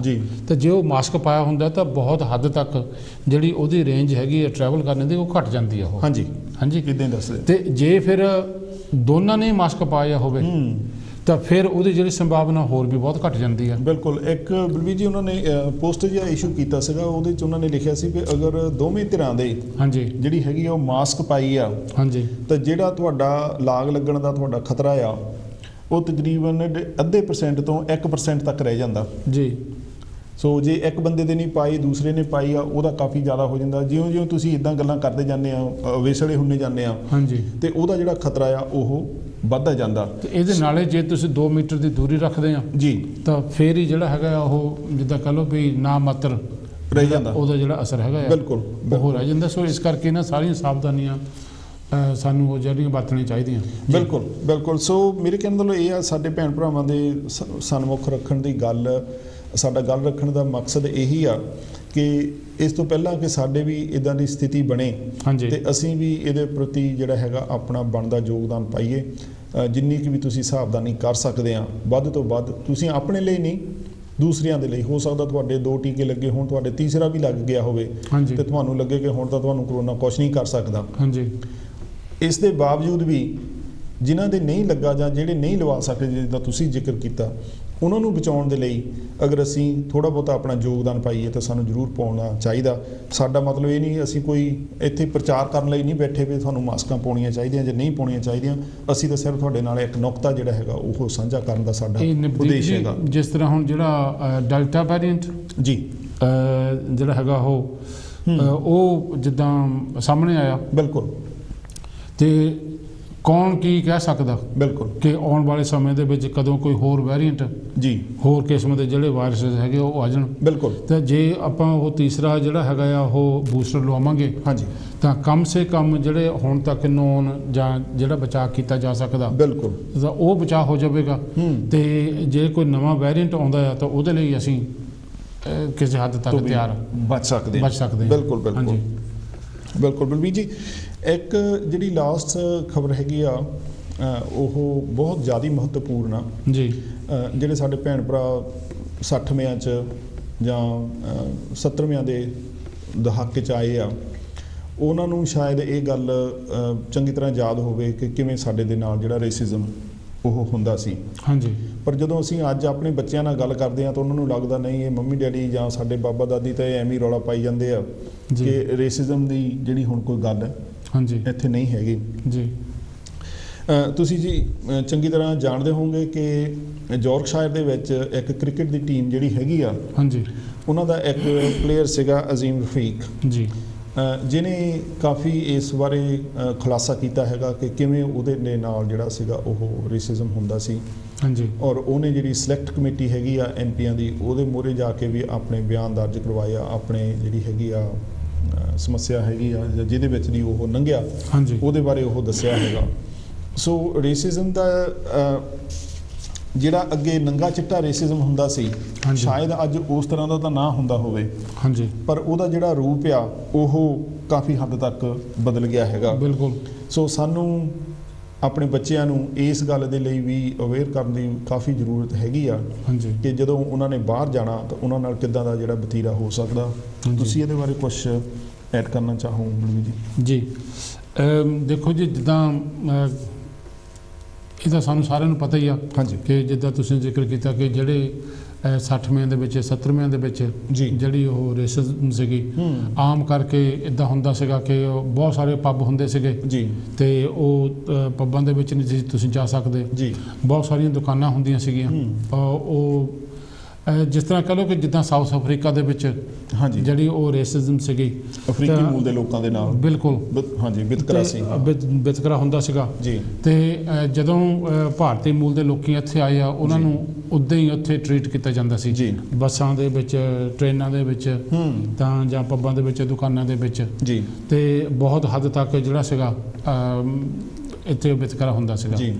ਤੇ ਇਹਦੇ ਬਾਰੇ ਵੀ ਕੋਈ ਮੇਰਾ ਖਿਆਲ ਇਹ ਕਹਿਣਾ ਗਲਤ ਨਹੀਂ ਹੋਵੇਗਾ ਕਿ ਇਸ ਮੁਲਕ ਦੇ ਵਿੱਚ ਜਿਹੜੀਆਂ ਅਗਾਂਹ ਵਧੂ ਜਥੇਬੰਦੀਆਂ ਸੀਗੀਆਂ, ਜਿੱਦਾਂ ਕਿ ਮੈਂ ਜੇ ਜ਼ਿਕਰ ਕਰਾਂ ਕਿ ਜਿਸ ਤਰ੍ਹਾਂ ਇੱਕ ਭਾਰਤੀ ਮਜ਼ਦੂਰ ਸਭਾ ਸੀਗੀ, ਤਾਂ ਉਹਨੇ ਬਹੁਤ ਵੱਡਾ ਇਹਦੇ ਵਿੱਚ ਰੋਲ ਅਦਾ ਕੀਤਾ ਕਿ ਫਾਈਟ ਅਗੇਂਸਟ ਰੇਸਿਜ਼ਮ ਕਿ ਉਹ ਰੋਕੀ ਜਾ ਸਕੇ। ਹਾਂਜੀ। ਤਾਂ ਕਈਆਂ ਲੋਕਾਂ ਨੂੰ ਤਾਂ ਉਹਦੇ ਜਿਹੜੇ ਸੀਗੇ ਬਹੁਤ ਜਿਹੜੇ ਗੰਭੀਰ ਸਿੱਟੇ ਜਿਹੜੇ ਸੀਗੇ ਉਹਨਾਂ ਦਾ ਭੁਗਤਣੇ ਪਏ, ਸਾਹਮਣਾ ਕਰਨਾ ਪਿਆ, ਜਿਸ ਤਰ੍ਹਾਂ ਲੜਾਈ ਝਗੜੇ ਹੋਣੇ। ਤੇ ਇੱਕ ਦੌਰ ਆਇਆ ਸੀਗਾ ਜਿਹੜਾ ਸਕਿਨ ਹੈਡਾਂ ਦਾ ਦੌਰ ਹੁੰਦਾ ਸੀਗਾ, ਟੈਡੀ ਬੋਇਜ਼ਾਂ ਦਾ ਦੌਰ, ਸਕਿਨ ਹੈਡਾਂ ਦਾ ਦੌਰ। ਹਾਂਜੀ।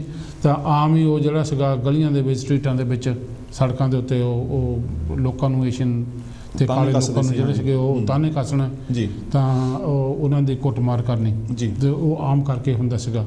ਸੋ ਬੇਸ਼ੱਕ ਜੇ ਮੈਂ ਕਹਾਂ ਵੀ ਕਿਸੇ ਹੱਦ ਤੱਕ ਉਹ ਹੁਣ ਉਹ ਅੱਗੇ ਨਾਲੋਂ ਘਟ ਗਿਆ, ਪਰ ਉਹ ਹਾਲੇ ਵੀ ਹੈਗਾ ਆ ਲੁਕਵੇਂ ਰੂਪ ਦੇ ਵਿੱਚ ਉਹ ਹਾਲੇ ਵੀ ਹੈਗਾ ਆ। ਤੇ ਜਿਹੜੇ ਕਾਲੇ ਮੂਲ ਦੇ ਲੋਕ ਹੈਗੇ ਉਹਨਾਂ ਨੂੰ ਕਈ ਸਾਰੇ ਨਾਵਾਂ ਦੇ ਨਾਲ ਉਹ ਪੁਕਾਰਿਆ ਜਾਂਦਾ। ਤਾਂ ਉਹਨਾਂ ਨੂੰ ਜਿਸ ਤਰ੍ਹਾਂ ਕਹਿ ਲਓ ਕਿ ਬੁਰਾ ਫੀਲ ਹੋਣੇ ਲਈ ਉਹਨਾਂ ਨੂੰ ਉਹ ਫਿਰ ਬੁਰਾ ਮਹਿਸੂਸ ਕਰਦੇ, ਜਿਹੜਾ ਕਿ ਚੰਗਾ ਨਹੀਂ ਲੱਗਦਾ ਜੀ। ਹਾਂਜੀ ਹਾਂ ਦਰਸ਼ਕੋ, ਸਾਡਾ ਇਹ ਖਬਰ ਸਾਂਝੀ ਕਰਨ ਦਾ ਮਤਲਬ ਇਹ ਸੀਗਾ ਕਿ ਅਸੀਂ ਇਹਨਾਂ ਮੁੱਦਿਆਂ ਤੇ ਗੱਲ ਕਰ ਸਕੀਏ ਜੀ। ਸਾਡਾ ਮਤਲਬ ਇਹ ਨਹੀਂ ਹੈਗਾ ਕਿ ਤੁਸੀਂ ਇਹ ਖਬਰਾਂ ਸੁਣੀਆਂ ਨਹੀਂ, ਤੁਹਾਨੂੰ ਇਹਨਾਂ ਬਾਰੇ ਪਤਾ ਨਹੀਂ। ਸਾਡਾ ਮਤਲਬ ਇਹ ਸੀ ਕਿ ਇਹਨਾਂ ਦੇ ਪਿੱਛੇ ਜਿਹੜੇ ਨੁਕਤੇ ਲੁਕੇ ਨੇ, ਜਿਹੜੇ ਇਹਨਾਂ ਦੇ ਪਿੱਛੇ ਪੁਆਇੰਟ ਨੇ, ਅਸੀਂ ਉਹ ਤੁਹਾਡੇ ਸਾਹਮਣੇ ਉਭਾਰ ਸਕੀਏ, ਉਹਨਾਂ ਦੇ ਬਾਰੇ ਅਸੀਂ ਵੀ ਕੁਝ ਕਰੀਏ ਔਰ ਆਪਣਾ ਜਿਹੜਾ ਹੈਗਾ ਬਣਦਾ ਸਾਡਾ ਯੋਗਦਾਨ ਪਾਈਏ ਜੀ। ਸੋ ਸਾਨੂੰ ਇਹ ਬਹੁਤ ਜ਼ਰੂਰੀ ਹੈਗਾ ਕਿ ਅਸੀਂ ਆਪਣੇ ਬੱਚਿਆਂ ਨੂੰ ਸਿਰਫ ਇਕੱਲਾ ਘਰ ਹੀ ਨਹੀਂ ਦੇਣਾ, ਕੱਪੜੇ ਨਹੀਂ ਦੇਣੇ, ਐਜੂਕੇਸ਼ਨ ਹੀ ਨਹੀਂ ਦੇਣੀ, ਉਹਨਾਂ ਨੂੰ ਅਸੀਂ ਇਸ ਕਾਬਲ ਵੀ ਬਣਾਉਣਾ ਕਿ ਉਹ ਜਾ ਕੇ ਬਾਹਰ ਜਿਹੜਾ ਹੈਗਾ ਉਹ ਸੰਸਾਰ ਦਾ, ਉਹ ਲੋਕਾਂ ਦਾ, ਉਹ ਕੰਮ ਤੇ ਜਿਹੜਾ ਹੈਗਾ ਉਹ ਫੇਸ ਕਰ ਸਕਣ ਤੇ ਬੁਰੇ ਭਲੇ ਦੀ ਵੀ ਪਰਖ ਕਰ ਸਕਣ, ਉਹ ਬੁਰੇ ਭਲੇ ਦੀ ਵੀ ਜਿਹੜੀ ਹੈਗੀ ਆ ਉਹ ਫਰਕ ਕਰ ਸਕਣ।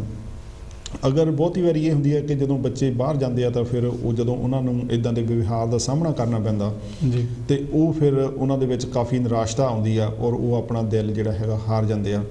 ਸੋ ਜਿੱਥੇ ਅਸੀਂ ਆਪਣੇ ਬੱਚਿਆਂ ਨੂੰ ਹੋਰ ਸਾਰੀਆਂ ਸਹੂਲਤਾਂ ਮੁਹੱਈਆ ਕਰਵਾਉਣੀਆਂ, ਉੱਥੇ ਉਹਨਾਂ ਦੀ ਪਰਵਰਿਸ਼ ਕਰਨਾ, ਉਹਨਾਂ ਨੂੰ ਸਾਰਾ ਝਾਲ ਝੱਲਣ ਜੋਗੇ, ਸੰਸਾਰ ਦੀ ਝਾਲ ਝੱਲਣ ਜੋਗੇ ਬਣਾਉਣਾ, ਉਹ ਵੀ ਸਾਡਾ ਉਨਾ ਹੀ ਫਰਜ਼ ਹੈਗਾ। ਸੋ ਸਾਡਾ ਜਿਹੜਾ ਸਮਾਂ ਹੈਗਾ ਉਹ ਅੱਜ ਇੱਥੇ ਹੀ ਸਮਾਪਤ ਹੁੰਦਾ ਹੈਗਾ। ਸੋ ਅਸੀਂ ਇਹਨਾਂ ਤੋਂ ਇਹ ਗੱਲ ਕਹਿੰਦੇ ਹੋਏ ਤੁਹਾਡੇ ਕੋਲੋਂ ਇਜਾਜ਼ਤ ਲੈਂਦੇ ਹਾਂ ਕਿ ਆਉਣ ਵਾਲੇ ਹਫ਼ਤੇ ਅਸੀਂ ਇੱਕ ਹੋਰ ਮੁੱਦਾ ਲੈ ਕੇ, ਇੱਕ ਹੋਰ ਵਿਚਾਰ ਚਰਚਾ ਲੈ ਕੇ ਤੁਹਾਡੇ ਨਾਲ ਹਾਜ਼ਰੀ ਪਾਵਾਂਗੇ, ਹਾਜ਼ਰ ਹੋਵਾਂਗੇ, ਤੁਹਾਡੇ ਨਾਲ ਸਾਂਝ ਪਾਵਾਂਗੇ। ਇਸ ਕਰਕੇ ਸਾਨੂੰ ਤੇ ਮੈਨੂੰ ਕਰਦੇ ਹਾਂ ਕਿ ਤੁਸੀਂ ਇੱਦਾਂ ਸਹਿਯੋਗ ਦਿੰਦੇ ਰਹੋਗੇ, ਸਾਨੂੰ ਸਹਿਯੋਗ ਵੀ ਦਿਓ, ਇਜਾਜ਼ਤ ਦਿਓ ਜੀ, ਸਾਨੂੰ ਇਜਾਜ਼ਤ ਦਿਓ। ਤਦ ਤੱਕ ਆਪਣਾ ਖਿਆਲ ਰੱਖੋ। ਜੈ ਇਨਸਾਨ, ਜੈ ਗੁਰਦੇਵ, ਜੈ ਭੀਮ।